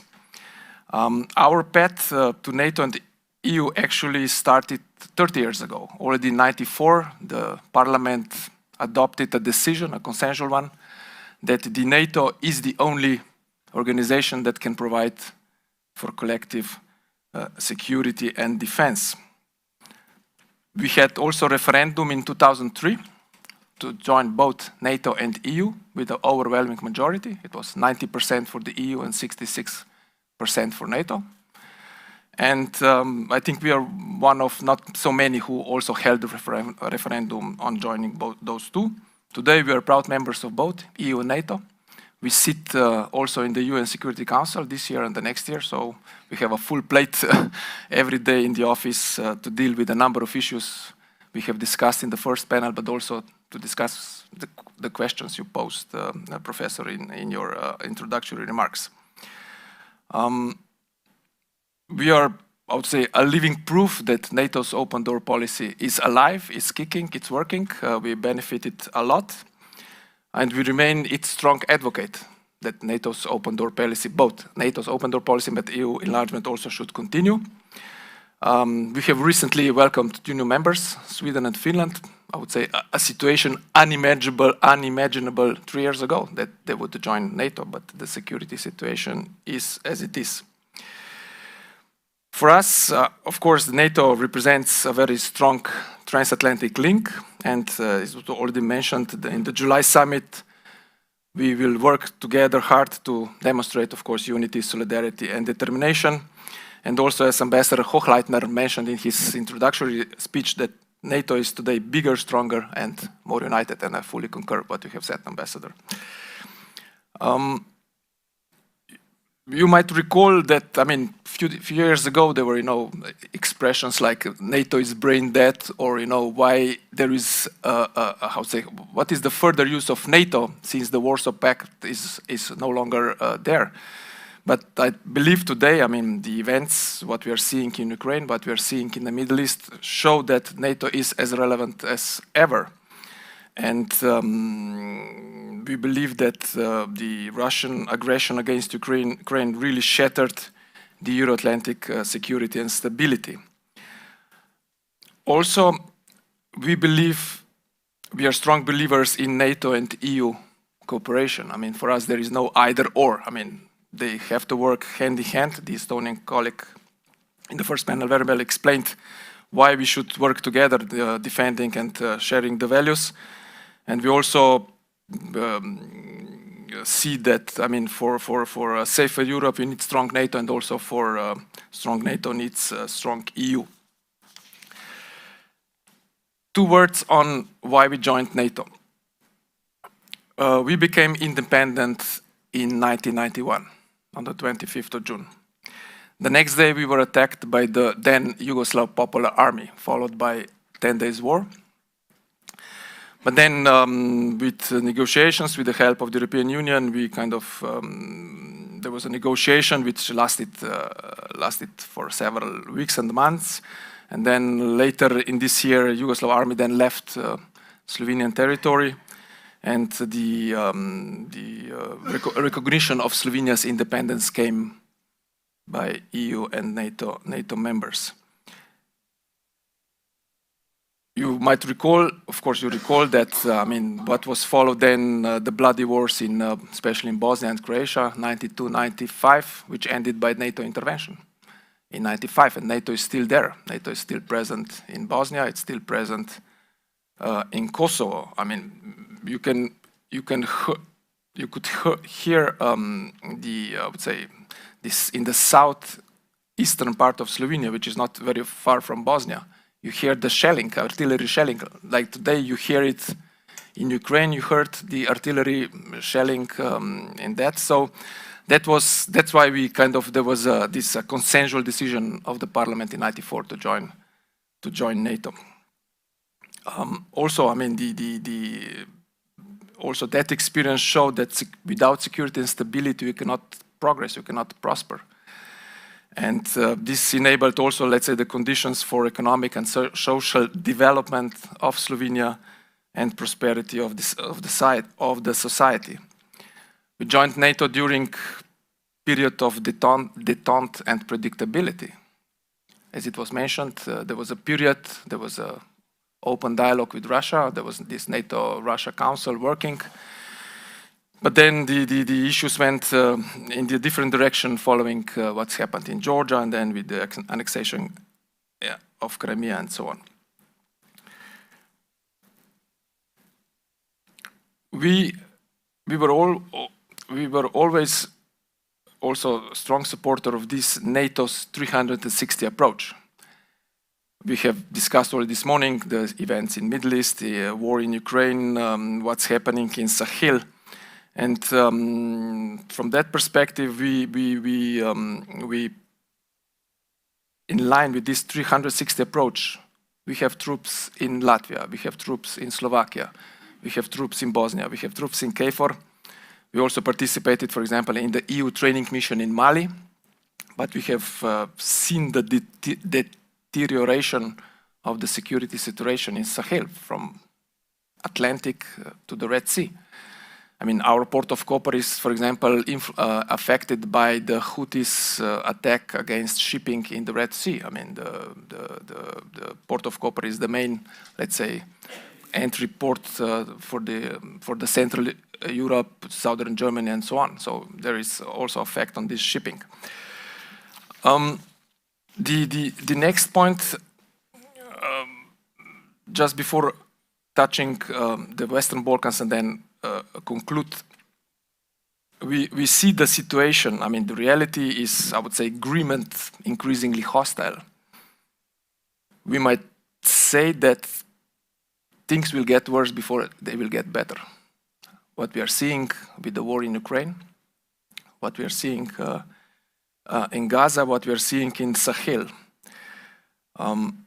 So from that, all this, let's say, the grim picture we are seeing, it's really important that the NATO Washington Summit will show this unity, solidarity with the three main topics: longer term and more sustainable support to Ukraine, to reaffirm the deterrence and defense, and also increase cooperation with partners, European Union, Indo-Pacific partners, the new NATO strategy on South, with following the recommendation by the panel of experts to increase the cooperation with African Union, with the Gulf Cooperation Council, with Arab League. So those are all the avenues we have to follow. On the Western Balkans, we believe that this is the region of strategic importance, not only for Slovenia, but also for the alliance and allies. You probably heard an expression that the Western Balkans produces more history than it consumes. And I mean, just look to the history with how and when the World War I started with the assassination of the heir to the throne in Sarajevo in 1914. Our experience also showed that, I mean, without stability and security, there is no progress, no prosperity, no peace. We should not allow for the, let's say, security vacuums or the gray zones, as one of the panelists mentioned in the previous panel.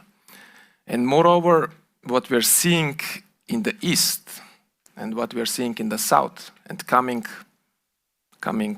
to Europe, it's meeting in the Western Balkans, be it hybrid activities, be it illegal migration, be it radicalization, all the let's say the challenges converge there.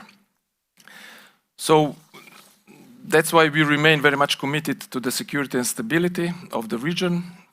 As I mentioned, we have more than 100 troops in KFOR, and we foresee also additional strengthening of our participation.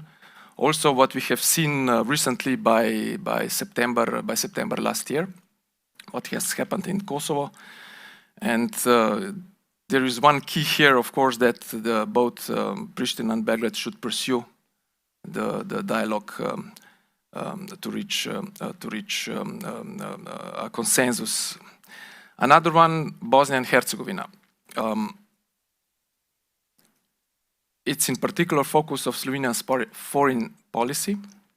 It's one of NATO's vulnerable partners. That's why we worked hard to open the EU accession negotiations for Bosnia, which happened not a long time ago.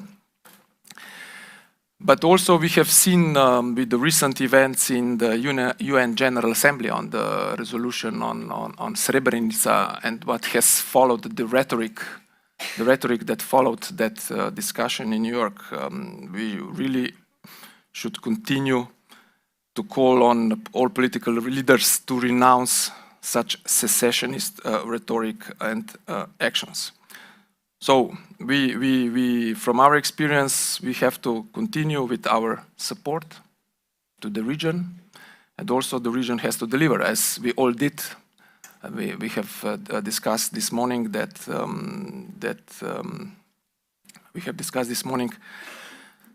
I would say the criteria, if I may use this word, are the same both for EU and NATO. I mean, rule of law, democracy, human rights, the values we all share, and we also expect from partners in the region to continue to progress on that.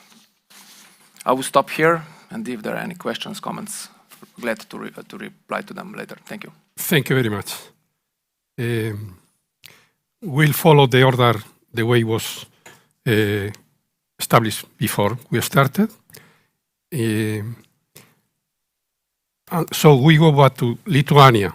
Ambassador Rita Kasrajene is the pronunciation. Is the only one in the group today here with a scientific academic background, I think. She was sent to Washington as the first secretary of the embassy after independence, right after independence. And between 2004 and 2023, if I am correct, she was posted in Geneva, New York, as an ambassador in Belgium, right? Right. Thank you for being with us here. Thank you, Professor. I would like to start by expressing my appreciation for INCIPE, its Secretary General, Ambassador Ricardo Díez-Hochleitner, and the Director General, Ricardo Garrido Rebolledo, of course, the Spanish government, and all 7 embassies who initiated this celebration. I am very happy about this word, because for Lithuania, it's a true celebration after 20 years. We have never been as secure as before, even having in mind that we have Russia's war in Ukraine, basically on the borders of NATO. Even so, I remember very vividly when working in Washington, how many doubts and concerns were about the possible membership of Baltic states because we supposedly were undefendable.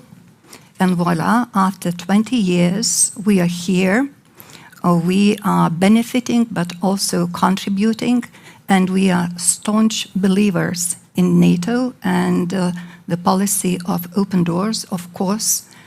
Under the circumstances, we are supporting, giving Ukraine its membership, and that was the wish of Lithuanian government last year in preparations and during NATO summit in Vilnius. But we are realistic. But as Margus told, we want each step taken by NATO to go further. At least one step, but further. Ukraine needs our support and assurances. NATO, I agree with my colleague who was before me that NATO is in a good shape.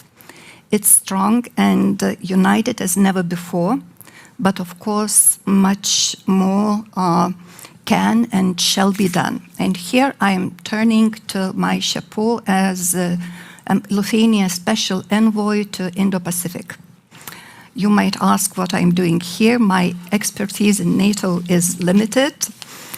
However, I'll try to convince you that NATO needs to expand and strengthen its partnerships, to have a wider view and to be more open, agenda-wise and partnerships-wise. Russia's war in Ukraine has been, for all of us, a wake-up call. NATO and EU reacted by strong action and unity. Unity is the key word in our positions when thinking about the EU future and the NATO's future. NATO, at its reflection of its southern neighborhood policy, has stated growing security links between its eastern and southern flanks. Indeed. But my call today is to equally extend the geography of our attention and partnerships wider. And first of all, where the geopolitical center, geopolitical economy-wise, trade-wise, technology-wise, is moving, and by that I mean the Indo-Pacific region. What happens in Europe, including in Ukraine, actually matters for Asian countries and vice versa. Let me give you a few examples. DPRK is providing arms to Russia and is more emboldened militarily. China helps Russia with components for its military industry, of course, being cautious not to overstep the red lines, so not to get into sanctions conversation with the EU and other countries. Then it gets cheap Russian gas, and at the same time,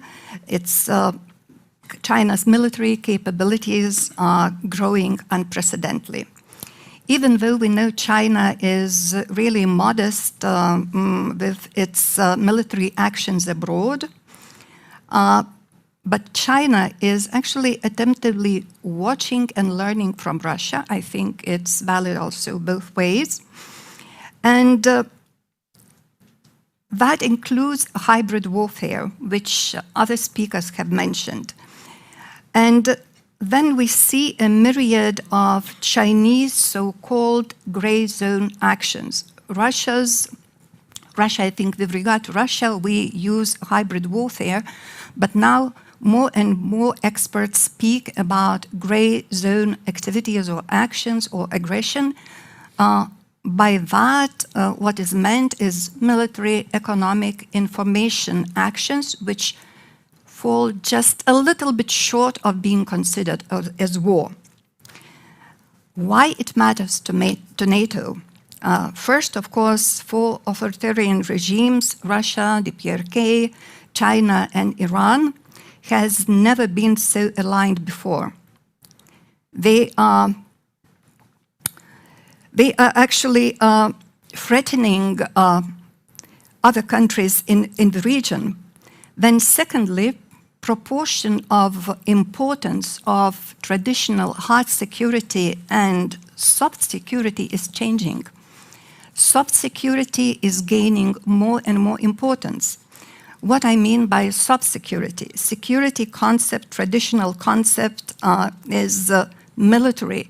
Soft security is non-military domains such as energy, economy, maritime, information, cyber. Lithuania has experienced attacks on its security in these areas, soft security areas, directly both from Russia and from China. In 1991, it was energy blockade by Russia.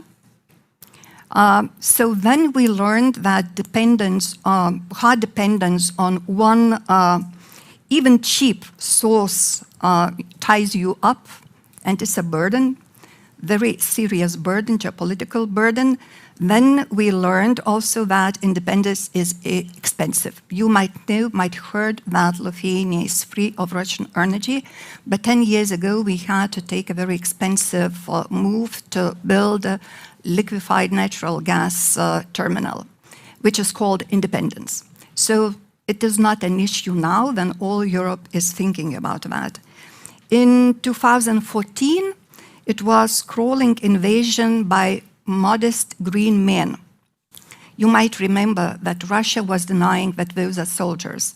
Then Russia told that those were vacationing soldiers. So that's gray zone action.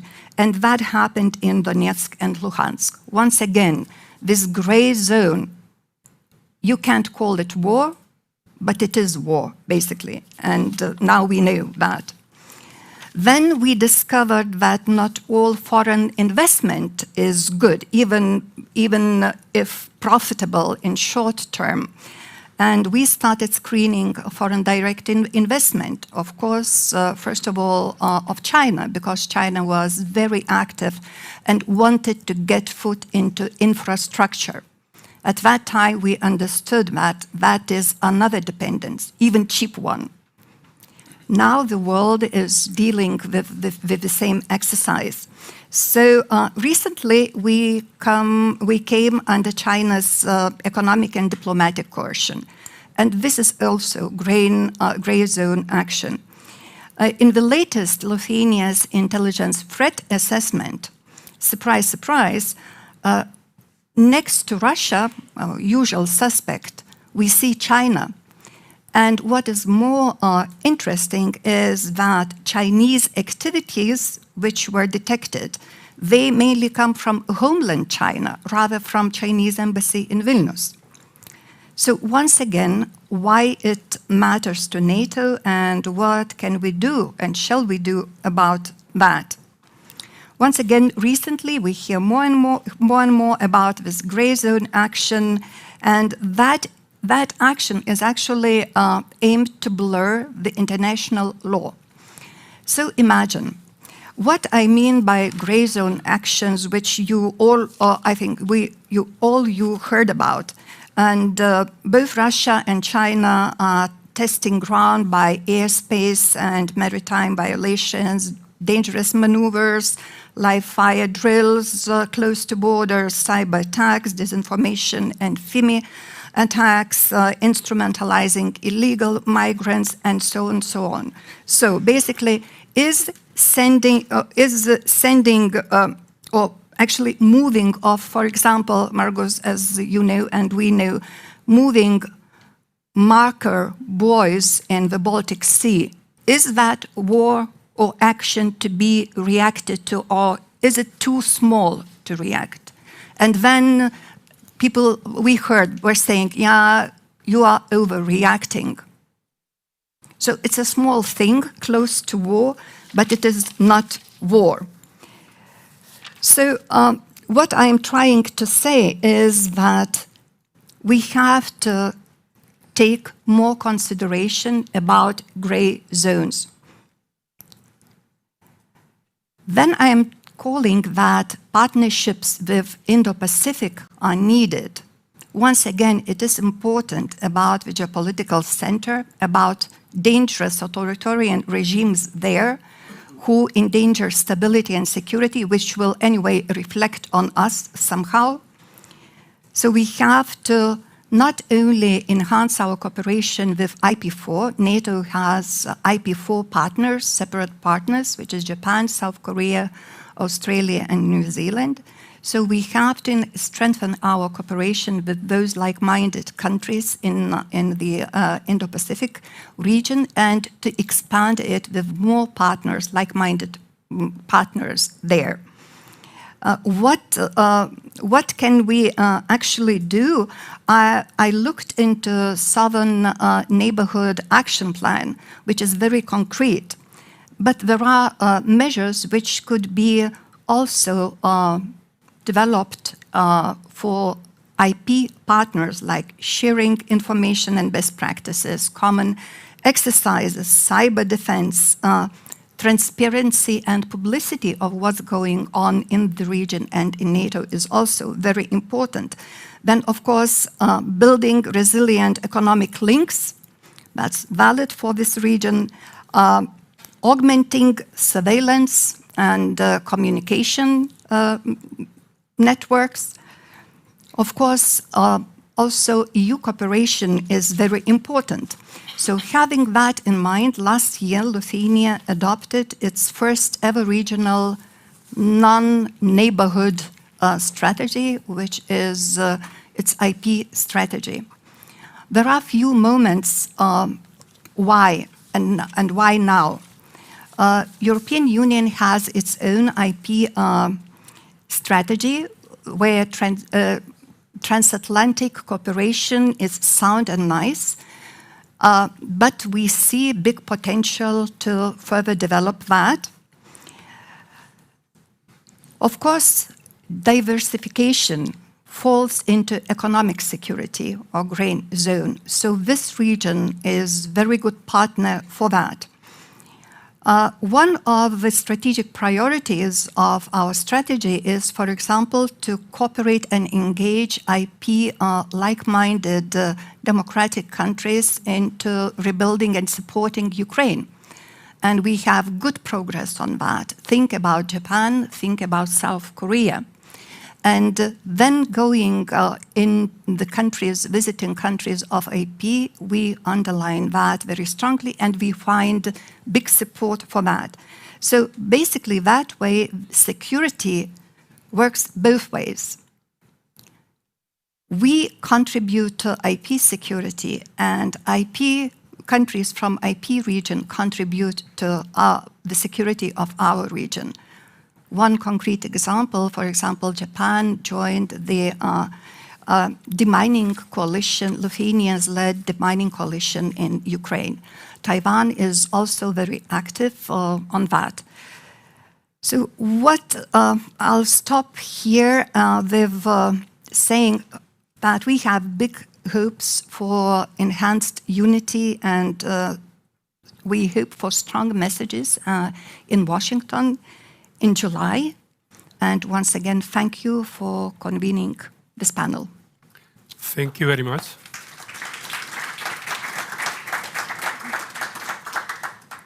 Thank you for widening the focus of the subjects we are dealing with, and also stepping ahead of how useful would be to share many of the lessons each of the countries have, which probably have not been used as well as we could for what we are confronting now. Yanis Slamets, Director General of Security Policy and International Organizations at the Foreign Ministry of Latvia.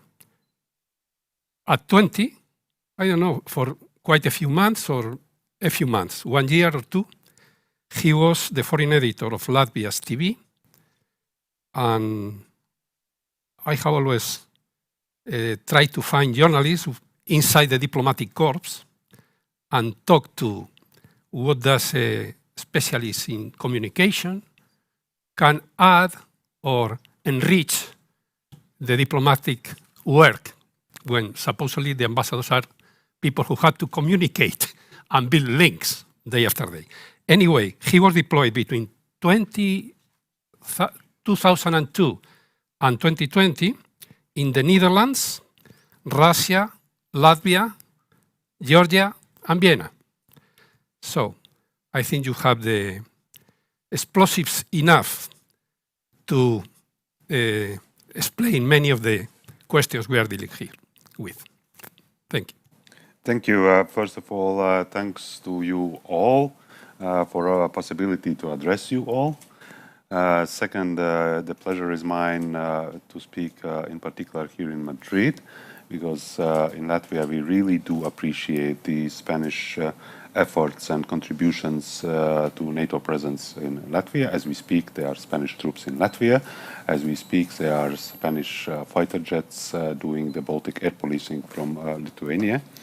On importance of 20 years jubileum, I think it all has been said by Estonian and Lithuanian colleagues. I do not have to repeat it to assure that we are the true believers of NATO in the Baltics.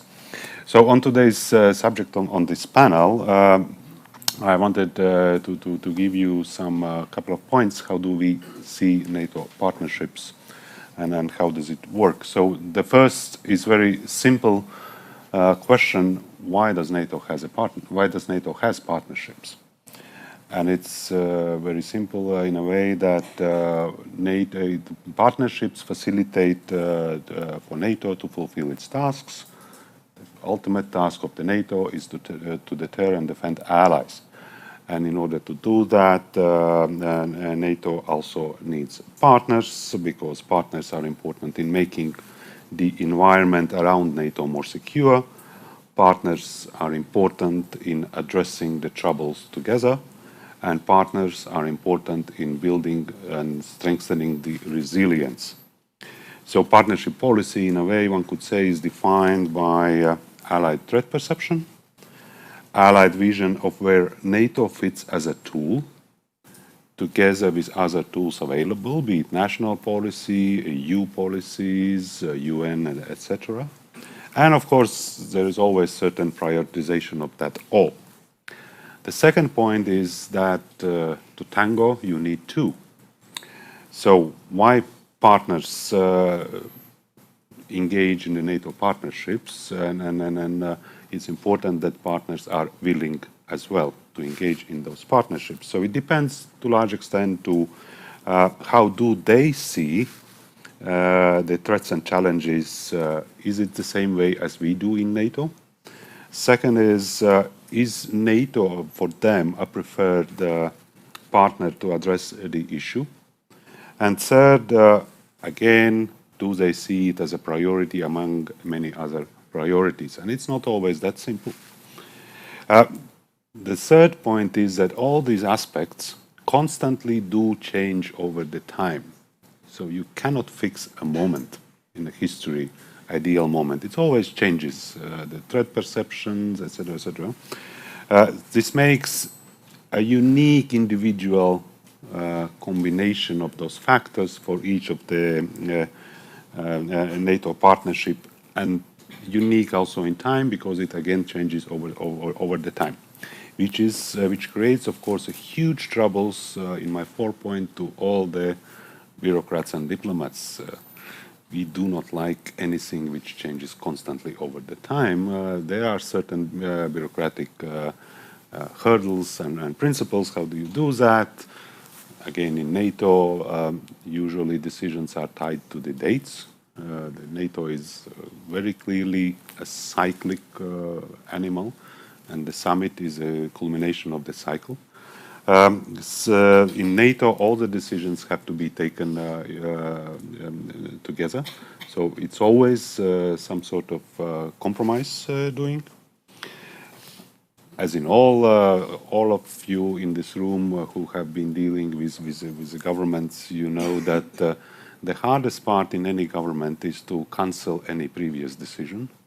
So some legacy issues are there.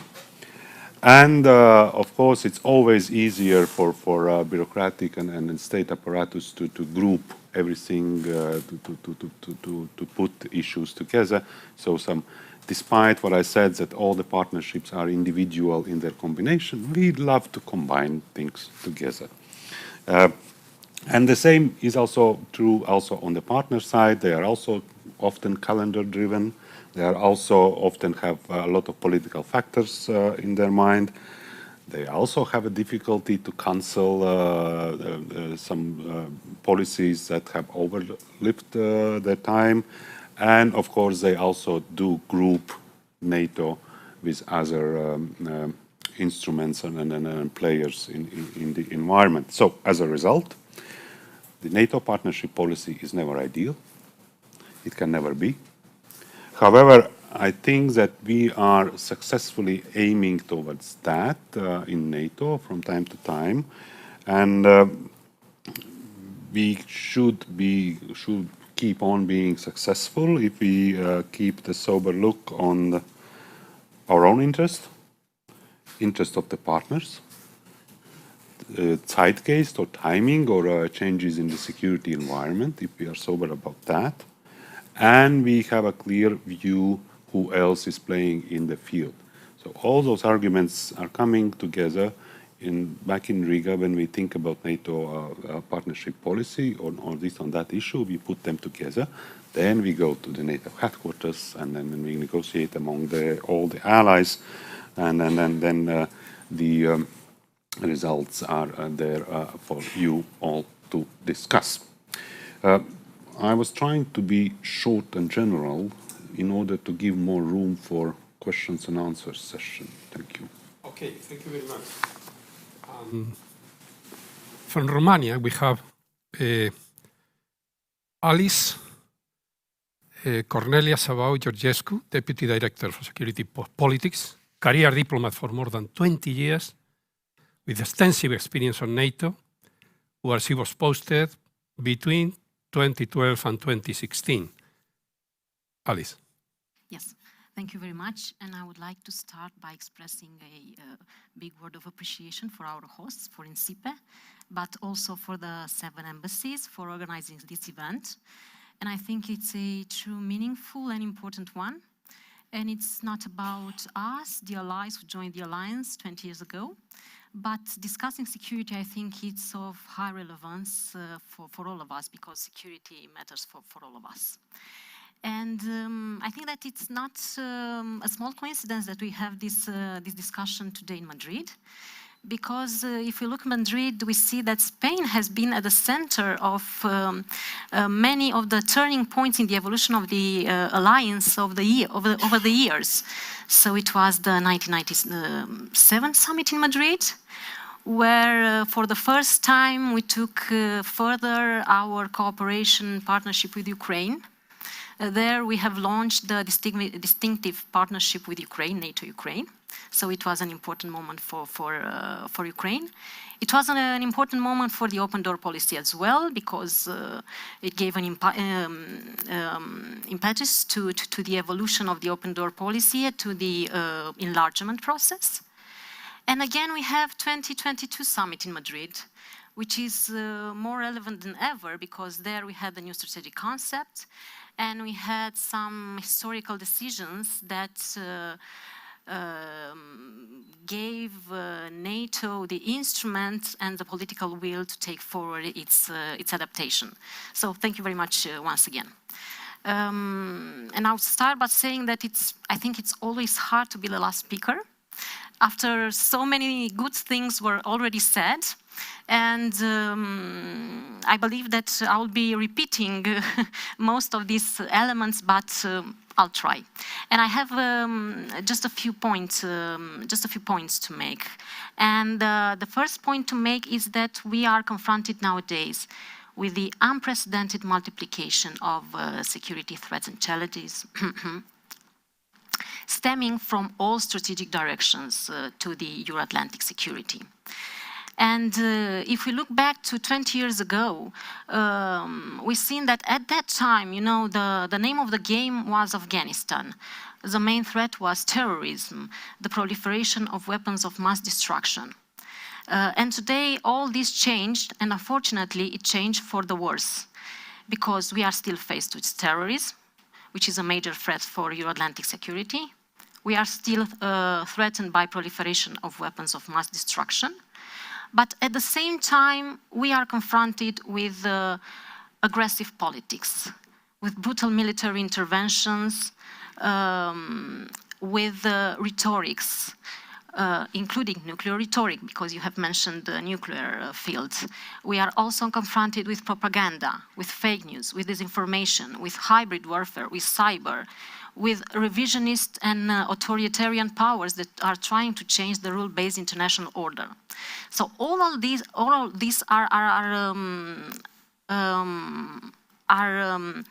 promoting the idea that our security is challenged from multiple directions and is at stake.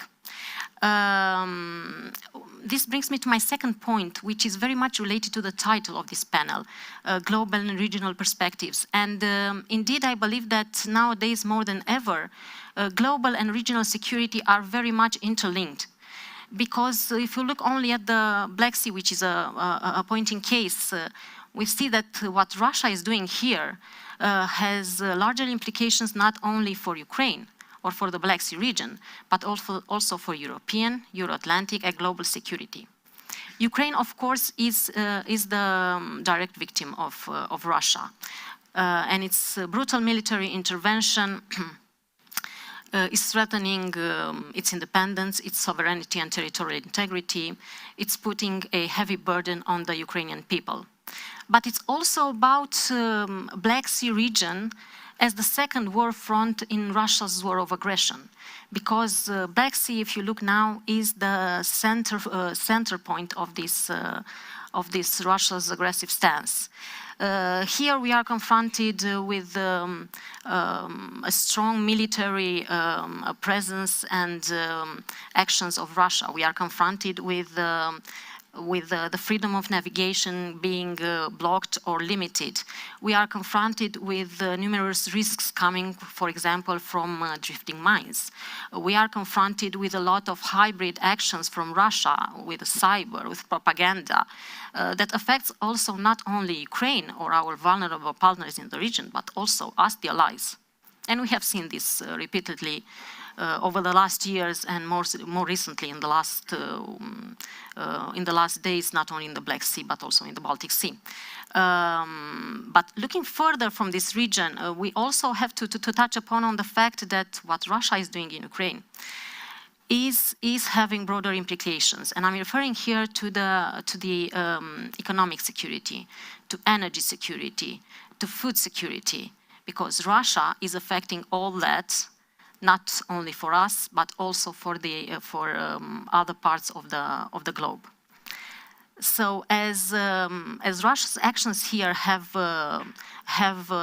implications at large, so we should consider that nowadays we can't speak about only regional perspectives, but we have to approach these perspectives from a larger and broader vision. And it was mentioned, and I do strongly support this idea, that we have to look at security in a 360 degrees approach. And this is very much the case today, because it's not only about the East, it's also about the South. And we see there are also a number of challenges and threats emanating from non-statal actors, but also we see Russia very present in Africa nowadays. We also have to look even broader, and I'm very glad that we have this panel where we can discuss also about Indo-Pacific, because if we look at Indo-Pacific, we again see revisionist powers there, and we also see the strong link and the strong ties that Russia is building with countries such as China, with the PRK, with Iran. So we have to have a broader perspective and approach when it comes to security. And this brings me to my third point, which is related to the fact that while Russia poses a threat to the alliance, it's us, the countries from the eastern flank, that are most exposed to Russia's actions. So we need to consolidate the eastern flank at NATO as a necessity and a prerequisite for a strong NATO posture on deterrence and defense. Already NATO took some very impressive and important steps in the last years. And I would only mention here, the largest adaptation process in the history of the alliance that started from 2014. After the illegal annexation by Russia of the Crimean Peninsula. At that time, NATO understood the need to consolidate its stance and its posture. And from that moment on until today, we have seen that we have a stronger eastern flank, we have forward defense, we have multinational structures on our allied territories. We have allocated more forces, more capabilities, more equipment. We have looked into ensuring enablers, into ensuring follow-on forces. So it was a very hard effort that NATO embarked, but it was also a very successful effort, I would say. The 2022 marked the adoption, as I was saying, of the new strategic concept, and I think this is a turning point in how NATO is perceiving the strategic environment, because there we have clearly mentioned that Russia is the most direct and serious threat for the Euro-Atlantic security. We have there mentioned terrorism as well as the most important asymmetric threats for the Euro-Atlantic security. We have China mentioned there as a challenge for the Euro-Atlantic security. So we have all these threats and challenges mentioned there in order for NATO to be better equipped to respond adequately to all of them. And one point I would also like to make is that NATO, of course, did a lot in consolidating its, let's say, hard security posture, military posture. But it's not only about that. And we have seen in recent years that NATO invested very much also in terms of soft security, and also looking at the what was mentioned as a gray zone response to the gray zone challenges. NATO invested very much in hybrid, invested very much in response to cyber attacks, invested very much in resilience for its allies, but also for the partners as well. So it's a comprehensive approach that needs to continue for the period to come, because we have to be honest, even if the war will finish, Russia will continue to remain, at least for the medium term, the most important threat for our Euro-Atlantic security. And we must act accordingly.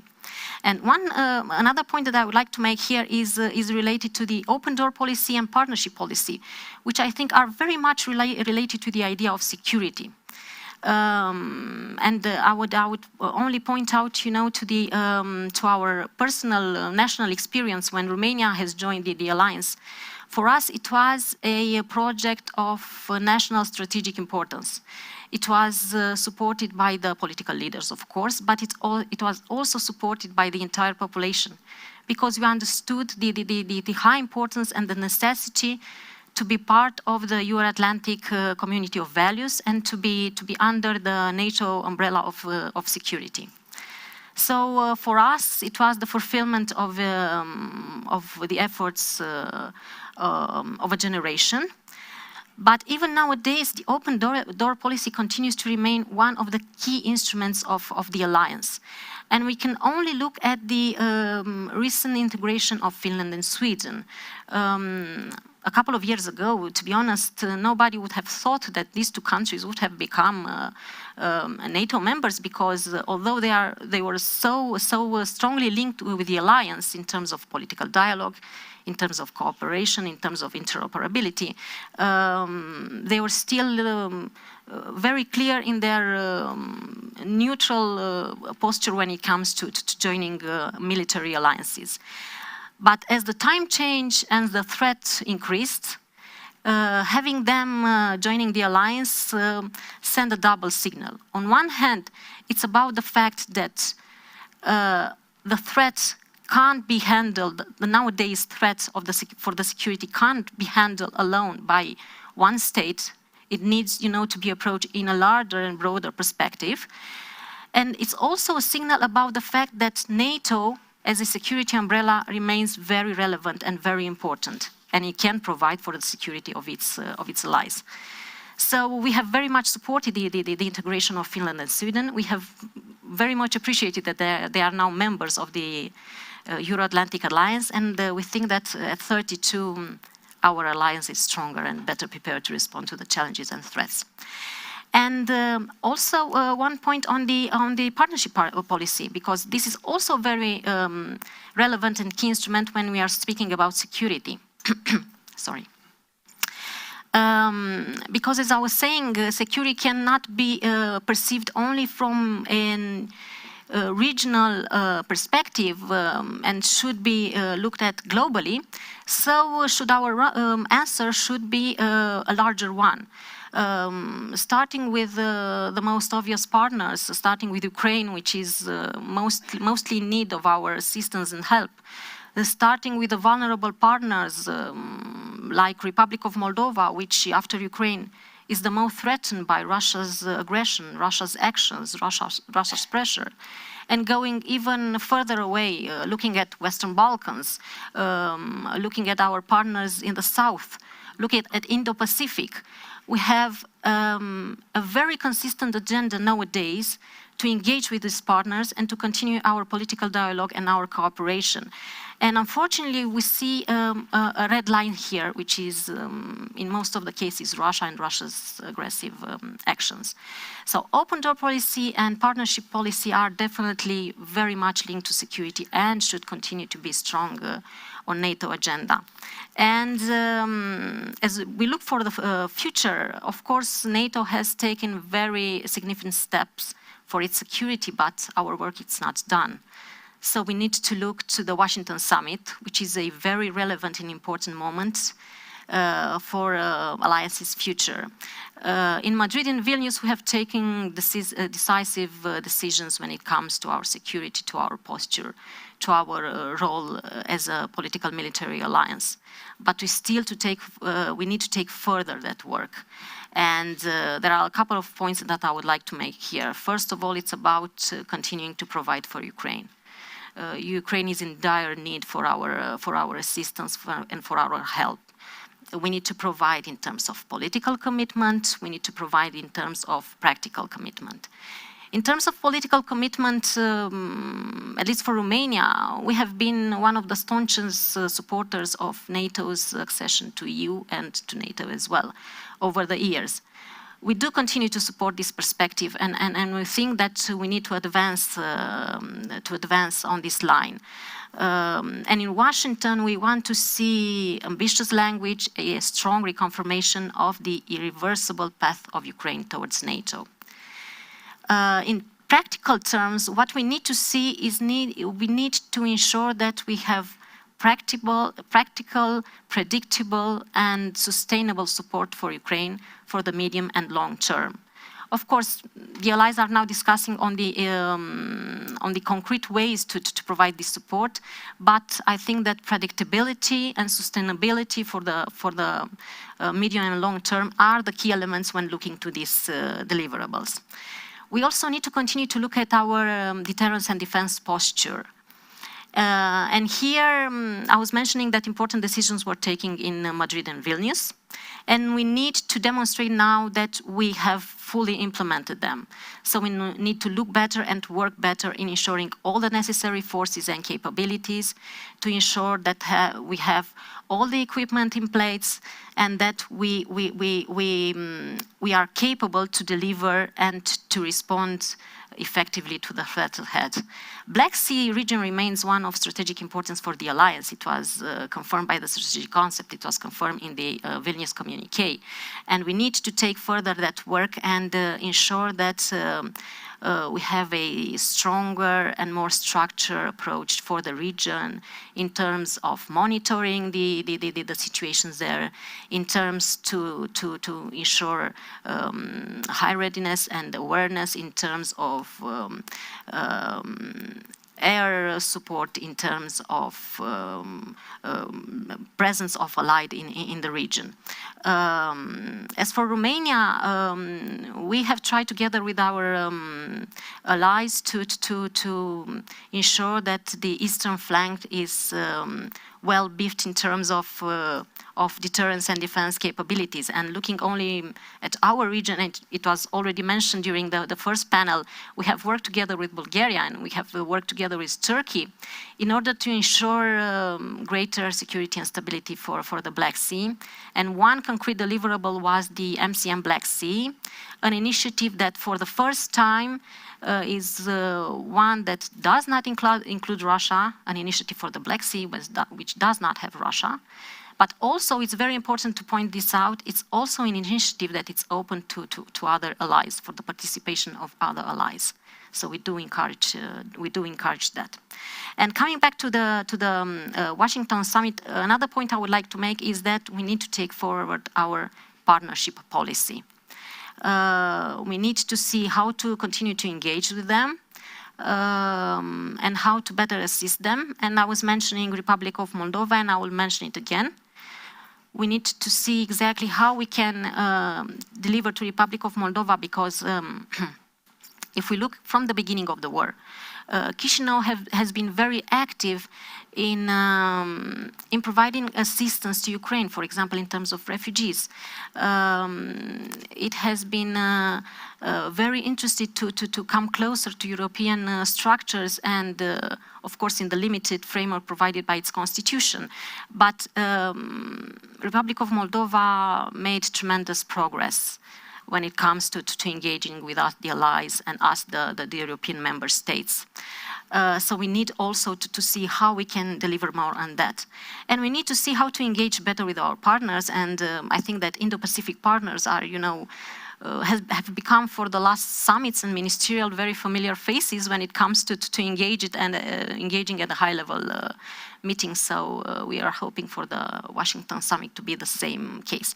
And one very last point, which is very much related to what was said during the previous session, and I take the opportunity here that we also have students present in the room, is related to the public diplomacy, stratcom, and narratives, which are very much important. And it was mentioned here, you know, how public perceptions are influenced and evolved over the years. And to be honest, as Romania, we have been very, very attentive to that. And over the years, we have tried to engage better our population in order to ensure that NATO is better understood at the level of civil society. We have been part of the We Are NATO campaign launched by NATO a couple of years ago. And as a matter of novelty, I would like to mention that this year we have launched a Born in NATO campaign, which is addressing the young generation. More specifically, it addressed the high school students, trying to make them better aware of what NATO is. It was mentioned that the young generation is taking NATO for granted in terms of security and the security umbrella it provides. So what we are trying to do is we are trying to show them what NATO has done over the years and how NATO will evolve and what their role as a young generation will be in this respect. So thank you so much. Thank you very much.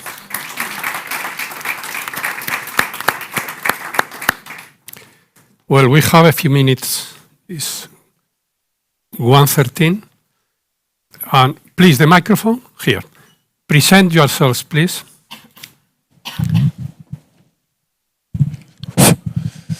Buenos días, good morning. I'm Lieutenant General retired, happily retired, Juan Antonio del Castillo, Spanish Air Force, and currently a member of the board of the Spanish Atlantic Association. First of all, thank you very much to the whole panel, because it was outstanding in my judgment.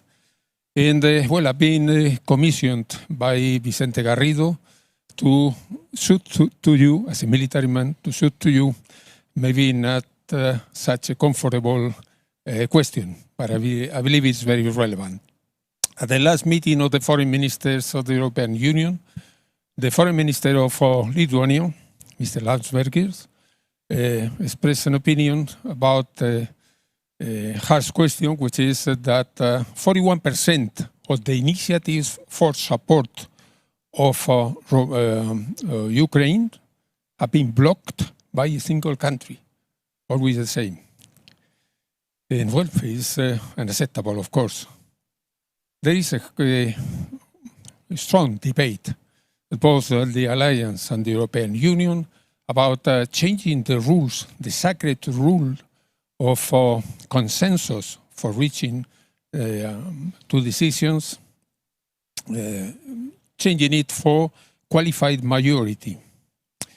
And I would like for you to express your opinion on the pros and cons of that possibility, that difficult decision, pros and cons of taking that decision versus the risks of delays, continuous delays, paralysis, or even irrelevance for both organizations. Thank you very much.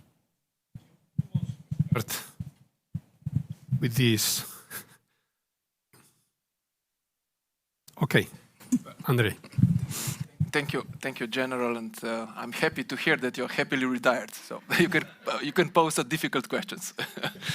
I'm not an expert on the EU. I'm not dealing with the EU, but we are among those countries who are in favor to launch discussion on this, or on discussing this issue of qualified majority voting. I mean, this is not. It already exists in certain areas of the European Union, but to change consensus for the qualified majority voting, you need a consensus. So the discussion, it's a kind of, you know, how to square the circle. So it's an important question. It's a sensitive one, and also if we go down the road, the certain, how to say, caveats needs to be like it's in the others, you know, the number of population, countries, and so on. So I would stop here, not to engage further on this. Thank you. Thank you. If I may, a couple of aspects to keep in mind. First of all, yes, blockages, difficulties in situations like that. Okay, it takes time, but one should keep on talking. That's the bread and butter of diplomats. So don't take away that opportunity. The second thing is what we see is that there is a certain proliferation of different formats. How do you help Ukrainian war effort? That's a direct result. So there are ways around it. So I would not link it directly to qualified majority voting issue. That's much broader issue. It's highly political. I would pay attention to the fact that if you look on a public opinion polls, then general public is much more open to the idea than the political and bureaucratic elites. So it tells you something. That's one point. Another point is probably the difficulty is created that you are talking. The discussion usually goes about qualified majority voting on the whole spectrum. It will never happen, or it will not happen soon, in very existential areas like defense, things that guarantee existence of the country. So I would not expect that debate happening in NATO, for example. But if there would be a way to distinguish issues where it could happen to some, for the sake of not having a better word in my mind, to some lighter issues at the beginning, and then we see, that would sound to me as much more perspective way to go. Okay. So what I would like to add is that consensus, of course, is sometimes very hard to reach, but it has its own merits, to be honest, because consensus gives legitimacy and also high responsibility for all those involved. So yes, consensus is the path to follow. And when it comes to qualified majority, I think that now it's rather an exploratory discussion or thinking about this idea, because for the future we need to see exactly what are the parameters and the limits of this engagement in terms of using qualified majority. What are the limitations? What is our level of ambition? Because in some areas, and you were mentioning that in some areas we are discussing about national sovereignty. There are those hard security issues that are in the responsibility of a state and are the core fundamental issues related to the security of a state. So it's a little bit harder to look at, qualified majority when the decision could also impact your own security decisions internally. Only agree with my colleagues on that decisions haven't been taken yet and the discussions are ongoing. And absolutely, it's a political question, highly political question, especially for small countries. So it's part of our policy or political game in constructive sense of the word. And I would also take this opportunity to express Lithuanian thanks to Spanish militaries in your person for contributing to Lithuania's and our region's security by participating in air policing mission, and we know sending troops to Latvia. Thanks. Okay, any more questions? Okay, we have one more. We have another one. Another one. We have already 3 questions. Okay, can you... Just one second. Would opting out, which was the solution agreed with Denmark within the European political and security environment, opting out, will it easy the possibility of entering into that qualified majority solution?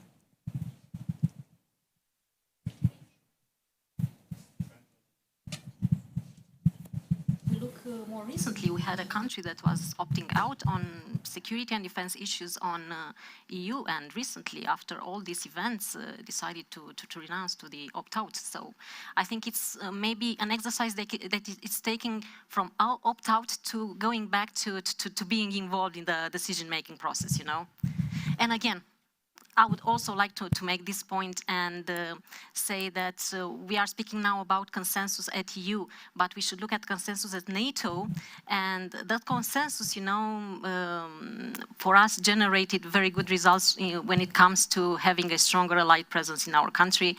And here Spain is one very important contributor, from troops to the ground in Romania to air policing to support for our security and to our links when it comes to ballistic missile defense system. So thank you. Okay, thank you. The question online, the first one I have received, is this. 2% GDP defense expenditure pledge does not reflect NATO nations' security circumstances, because some under 2% provide security, others with 5% or more demand security. Well, being in Spain, this question is always relevant.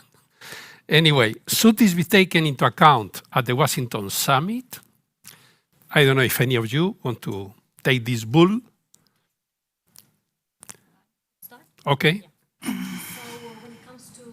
Of GDP and the allied pledge, Wales allied pledge in this respect, we have strongly supported that, and over the years we understood that there is a need to do more for our security and to invest more in our security.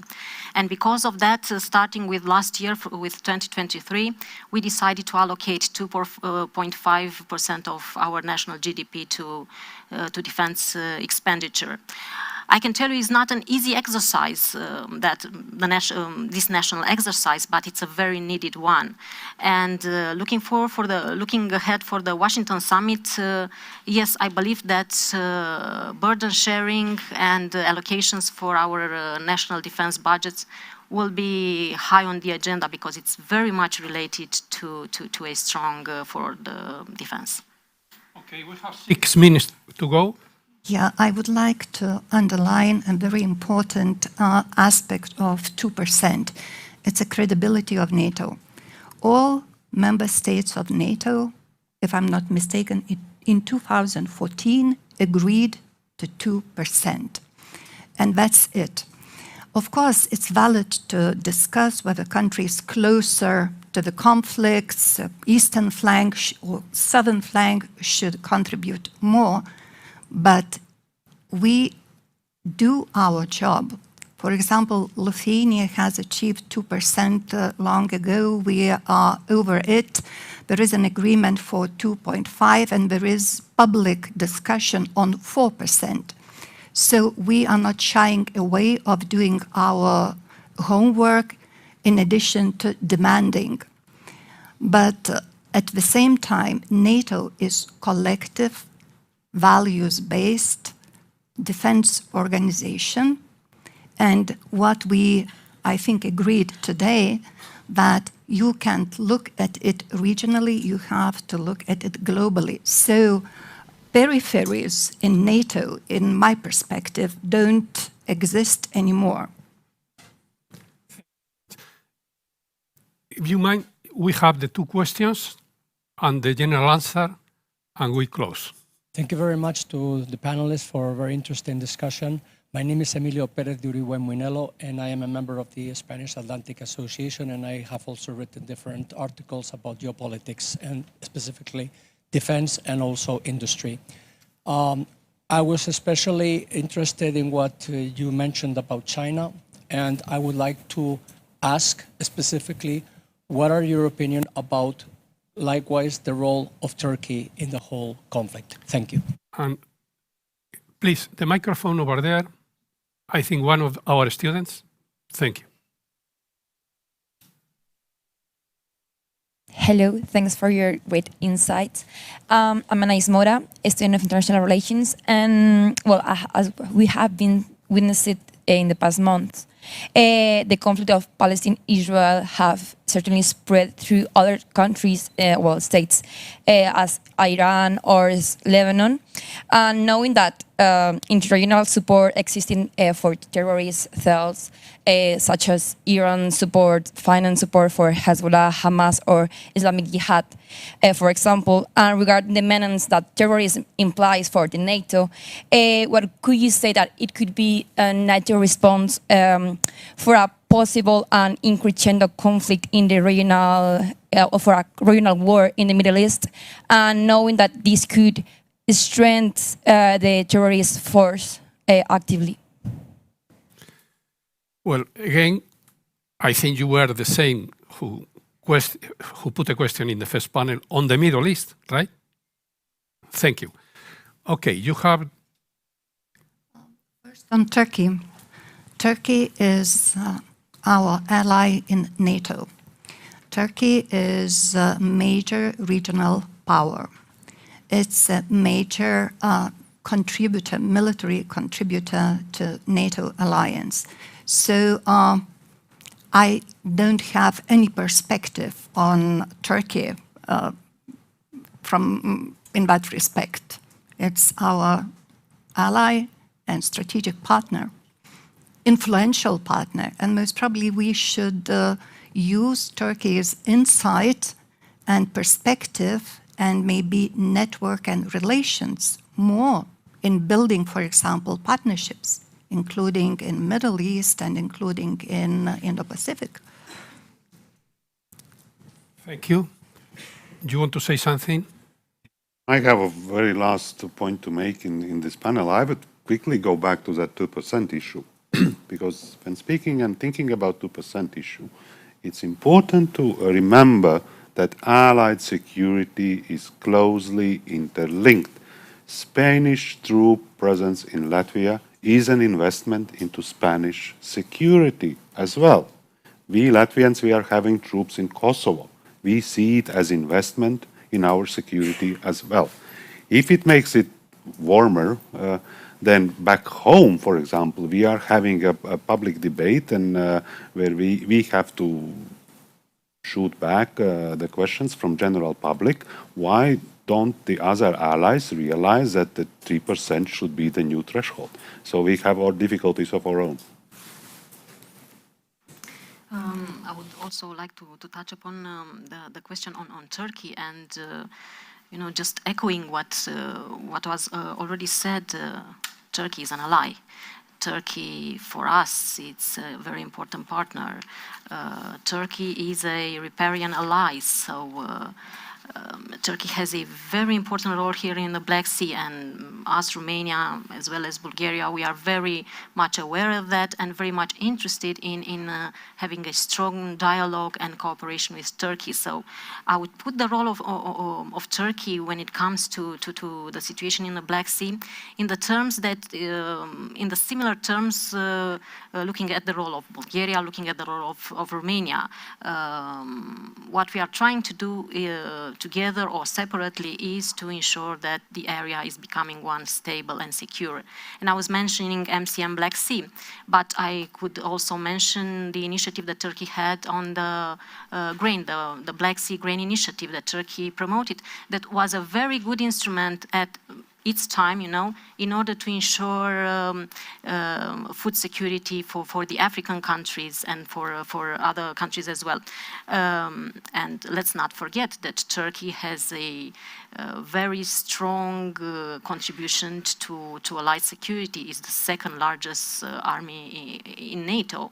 So Turkey is essential for our allied security. Yes. Thank you very much. It's 1:30, exactly 1:30 now. Thank you, Ambassador Ricardo Díez-Hochleitner and Lieutenant General Fernando López del Pozo, and thank you, INCIPE. When I started in international affairs in the mid-70s, I think INCIPE was the only place where you could have a talk, dialogue, conference for foreign leaders who came to Spain.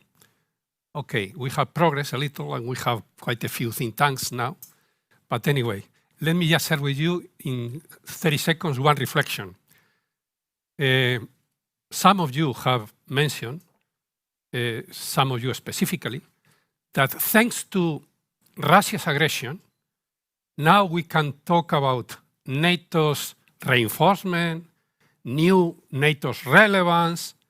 Well, when we read and we recognize the limitations of the response to Russia in Ukraine, I am very much afraid that we need much more aggression really to do what we should do in order to overcome the problems we are having, so that Russia does not win. And this is a very serious question. Anyway, thank you very much, and we wait for the closing remarks.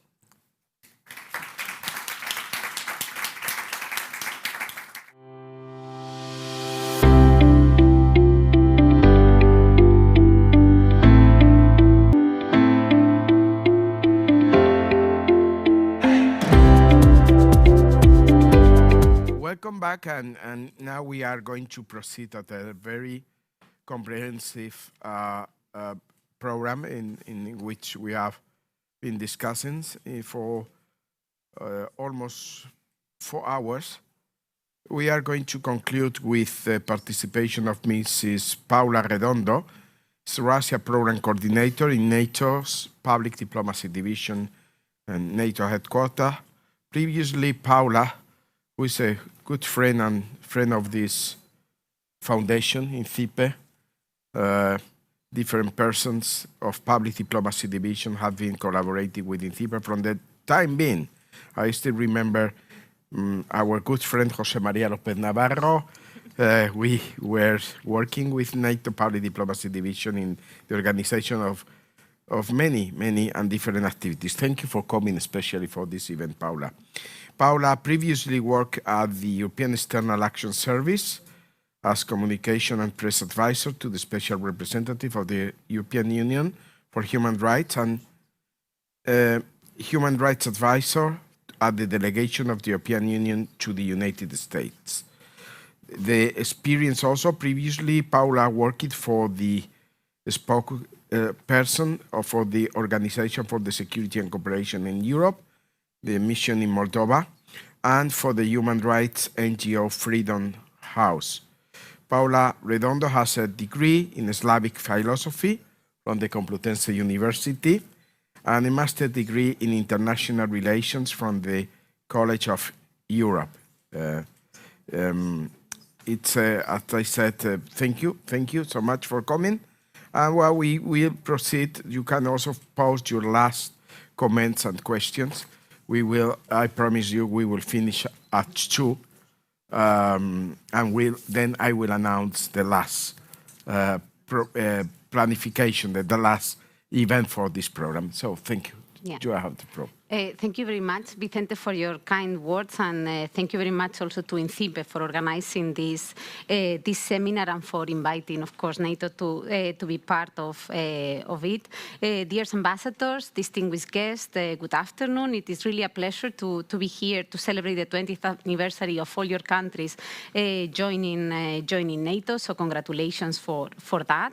20 years ago, you chose a better, freer, more prosperous future for your citizens, and NATO membership, and I believe also the European Union membership, were major milestones in that path. But what we are celebrating also here today, and we cannot forget it, is the freedom to take that decision. That same freedom that Russia is trying to deny to Ukraine, waging a very aggressive war and a brutal war in Ukraine. NATO believes that every country must be free to choose their own path, including with regards to its security arrangements, and those are commitments that Russia also made in the past. This is a sovereign decision for sovereign countries to take, and no one has the right to interfere. And these are very important words that many of you have said today, but I think they are really important to remember. Some of your countries were forced to join the Warsaw Pact in the past, or the Soviet Union, but you chose freely to join NATO. And like you, 20 other countries had made that decision and chosen to join the alliance since it was created. In 1949, as you very well know, we were only 12 countries, but 70 years later, we are 32, with Finland and Sweden, 2 countries that had remained neutral for decades, as the Romanian representative noted before. They joined because they understood what it meant to be under NATO's collective defense umbrella. And this demonstrates the success of an alliance that exists precisely to protect its members and works because it is based on our shared values of democracy, freedom, and the rule of law. We like to say that NATO is the most successful alliance in history, and the reason why we are actually indeed the most successful alliance in history is because, as the title of this conference says, we are stronger when we are united. And also because while staying united, we have been able to adapt successfully to many new challenges throughout our 75 years of history, and we continue to adapt and respond to a more dangerous and challenging world. And before giving you a sneak peek of some of the aspects of the Washington summit, I wanted to address the question on public opinion that was asked earlier. Public opinion across the alliance varies, taking in consideration the different history and culture of the historical, and cultural context of each country. But however, generally, we have seen a sustained and increased support for NATO in the last 2 years. Even the most skeptical parts of our society have understood the importance of being under this NATO collective security umbrella that I mentioned before. And for example, in the case of Spain, support for NATO membership rose to 80% right before Russia's initiated its full-fledged invasion of Ukraine, and we have seen similar support in the high 70s and 80s, and even more in some members of the alliance. Support for Ukraine also remains solid across the alliance, and we, despite a war that lasts already more than 2 years and relentless Russian propaganda and Russian disinformation. I think that many feared that this support for Ukraine would decrease, but we haven't, because of precisely this war fatigue that I was mentioning, but our public continued to strongly support Ukraine, so I think this is very important to remember. Now, going back to the NATO Washington summit that will happen in July, and we will mark there the 75 years of the alliance. Of course, Washington, the fact that it's taking place in Washington is very symbolic because of the transatlantic link that is so strong in NATO, but also because it's the Treaty of Washington that created the alliance. So in this summit, we will address precisely the issues that ensure that we continue to stay united and respond to these challenges that I was mentioning before, and starting, of course, with Russia's war of aggression against Ukraine. In this context, obviously, the first topic will be deterrence and defense, which is the cornerstone of our collective security. You all know it very well, and I think in your countries you understand it even more. This is our highest priority right now. When Russia launched its full-fledged invasion of Ukraine in 2022, NATO was prepared. As you all know, again, within hours we activated our defense plans. We placed 40,000 troops under NATO command, and it was backed by significant air and sea capabilities. And we also doubled the number of battle groups in the eastern flank of the alliance from 4 to 8, covering the whole eastern flank from the Baltic to the Black Sea. Since then, we have also agreed in new defense plans, and we now need to make sure that we are delivering on those plans. And I think some of you also addressed this issue. We need to ensure that we can actually demonstrate that we have more forces, a higher readiness, and new capabilities, and that we are also working with the industry to make sure that we have the capacity to produce what we need. And industry needs also a strong signal that we are actually going to buy from them in order for them to actually start the production. The purpose of NATO, however, is not to start a war, is to prevent war. And we do that with credible deterrence and defense, making sure that our adversaries know that an attack on one ally is an attack on all of us and will trigger a response from the alliance. And for this, we need to deliver precisely in all those defense plans with forces, capabilities, readiness, and demonstrate that burden sharing when it comes to defense spending. That's why the 2% is also so important. The second main topic, and one of the highest priority of the alliance for 2 years, is for obvious reasons support to Ukraine. The recent attacks in Kharkiv that we have seen recently are yet another horrific example of the brutality of this war, the toll on the civilians, and the importance of our support to Ukraine so the Ukrainians can continue fighting the Russian invaders.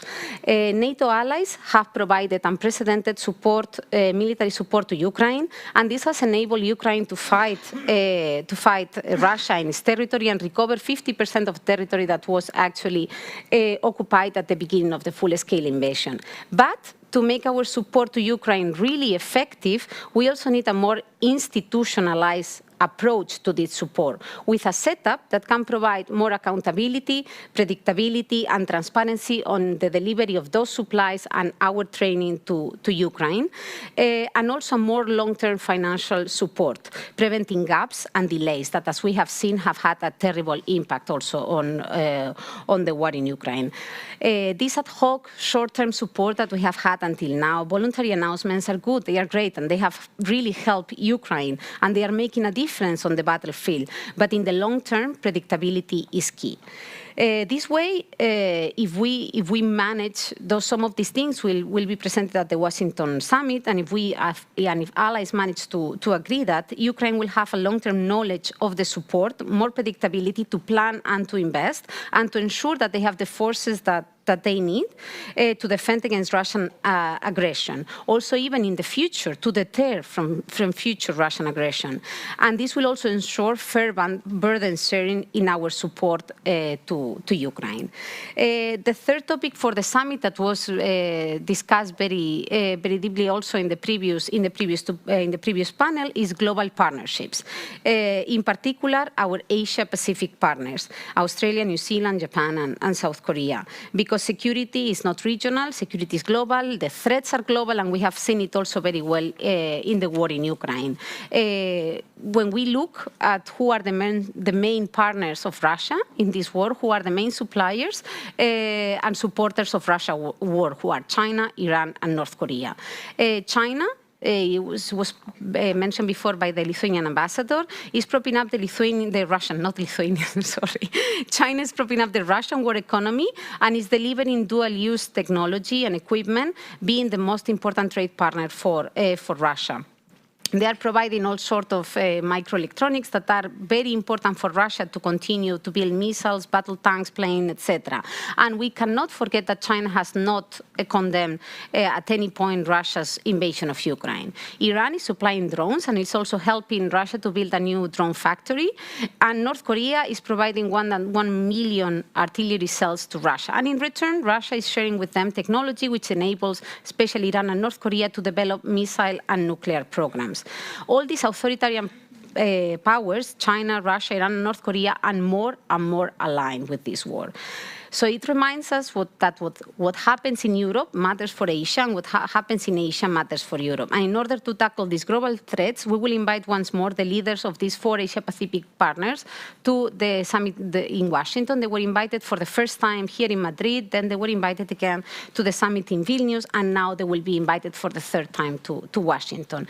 But obviously, when we discuss partnerships, we discuss beyond the Asia-Pacific. We also talk about the South. It was mentioned by the Spanish representative earlier. We have just received this report from the group of experts in the South that was established precisely to look at the challenges and opportunities for NATO in that region, about also how NATO can do more there.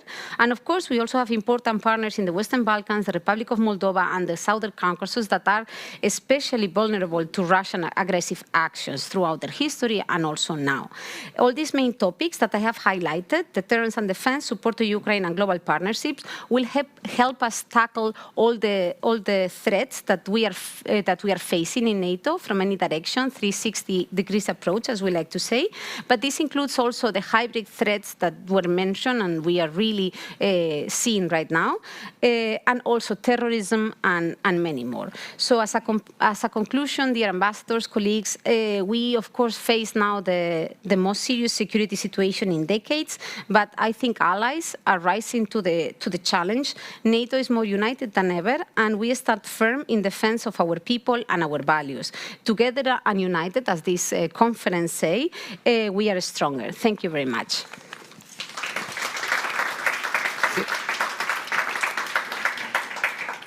We have time for pick up a couple of questions if you want to Paula for closing. Yeah, thank you so much. Yeah. Hi, I'm Borja González, an international relations student in University Rey Juan Carlos.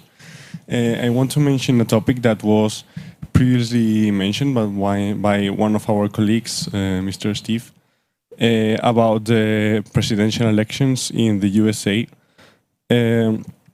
I especially think on the declarations that he once said regarding the war in Ukraine. He said that if he was president, shortly after he would finish war in Ukraine personally. And obviously it is quite known that the USA investment in NATO would be highly decreased. What is the position of NATO in this topic? And the plans that are being made in NATO now could be carried out by if Donald Trump was elected president? Thank you. Why it's very important having young people and students that are not shy and not stifled by any constrictions for asking this question that it's very, very important and very interesting. Thank you. Paula. Yes, thank you so much for this very easy question to answer. No, jokes apart, the US, of course, is strongly committed to NATO. This administration is strongly committed to NATO, but also the previous administration, when President Trump was president of the United States, they were also very strongly committed to NATO. And we cannot forget that the US is, of course, a democracy with its checks and balance, and Congress has also a very important role to play there.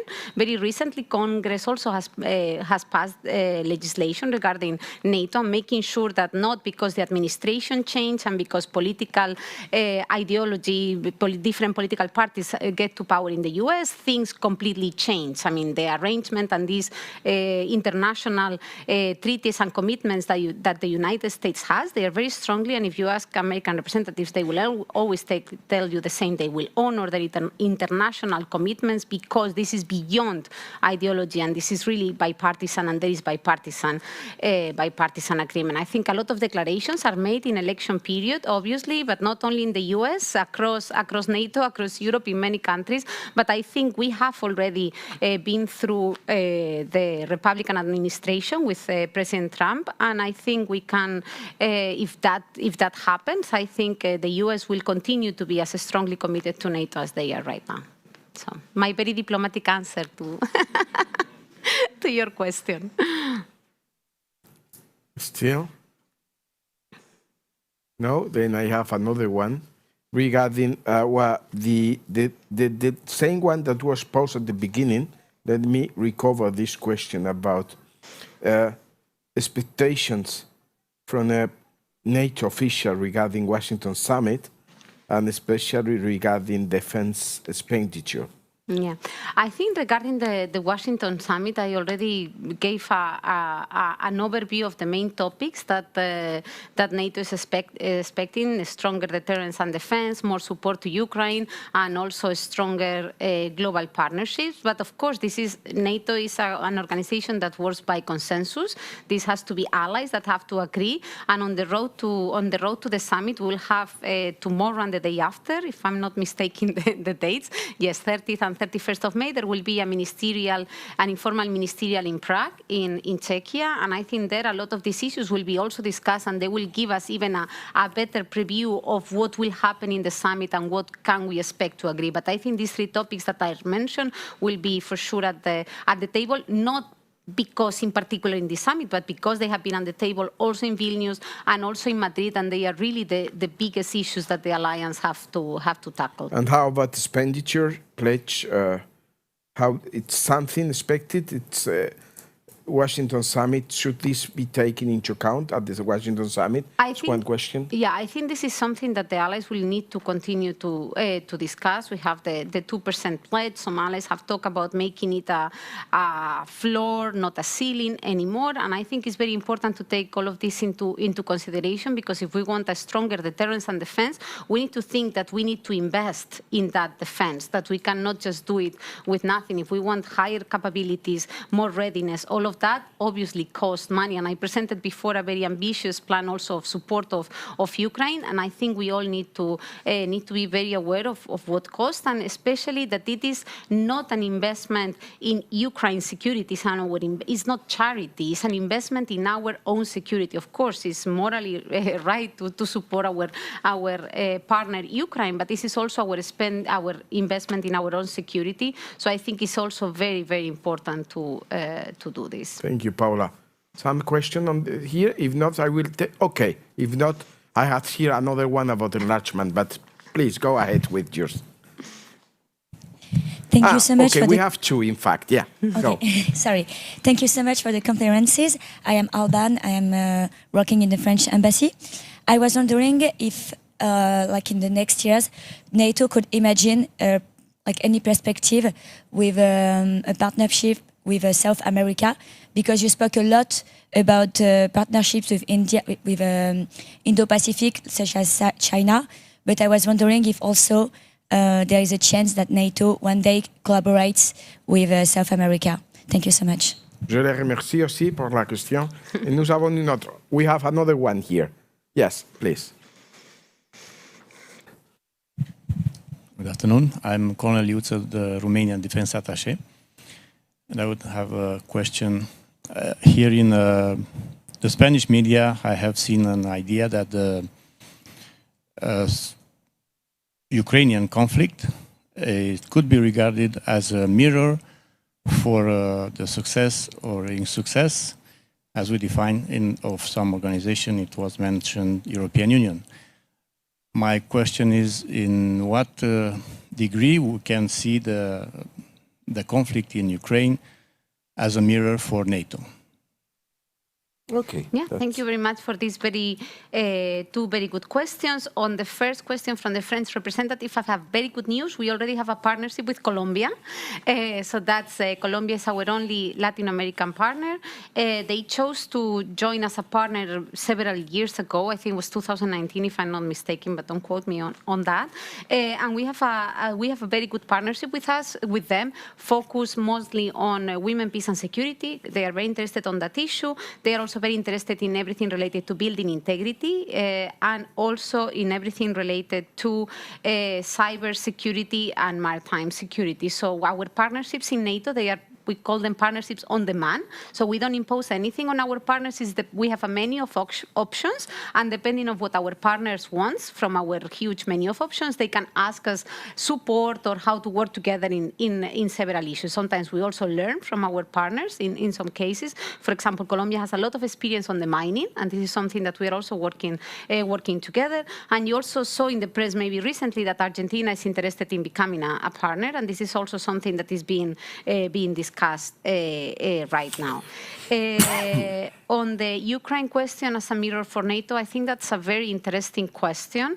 I think, of course, it's very difficult because the success of Ukraine does not only depend on NATO and on us, but it's true that we have invested a lot on supporting Ukraine, and it could also, there is no turning back right now. Our support to Ukraine is at a point of no return, and that's why we are also saying that we will continue to support Ukraine for as long as Ukraine needs us to continue supporting them. So, I don't know. I think it will be a huge if Ukraine does not prevail. I think it will be a loss not only for NATO but also for the whole world, because we have also here other speakers before talking about how other autocratic actors can take notice and how they can take lessons about what happens in Ukraine, that is China or other countries. So yes, I think it's very important. I think that's why we need to take that into consideration and continue supporting Ukraine. Okay, thank you. We are already on time. Thank you very much again for all the embassies that have promoted this activity and choosing INCIPE as the foundation for organizing this very comprehensive and exciting event. Thank you for the people coming from the capital. Thank you, Paula, coming from NATO, from Brussels.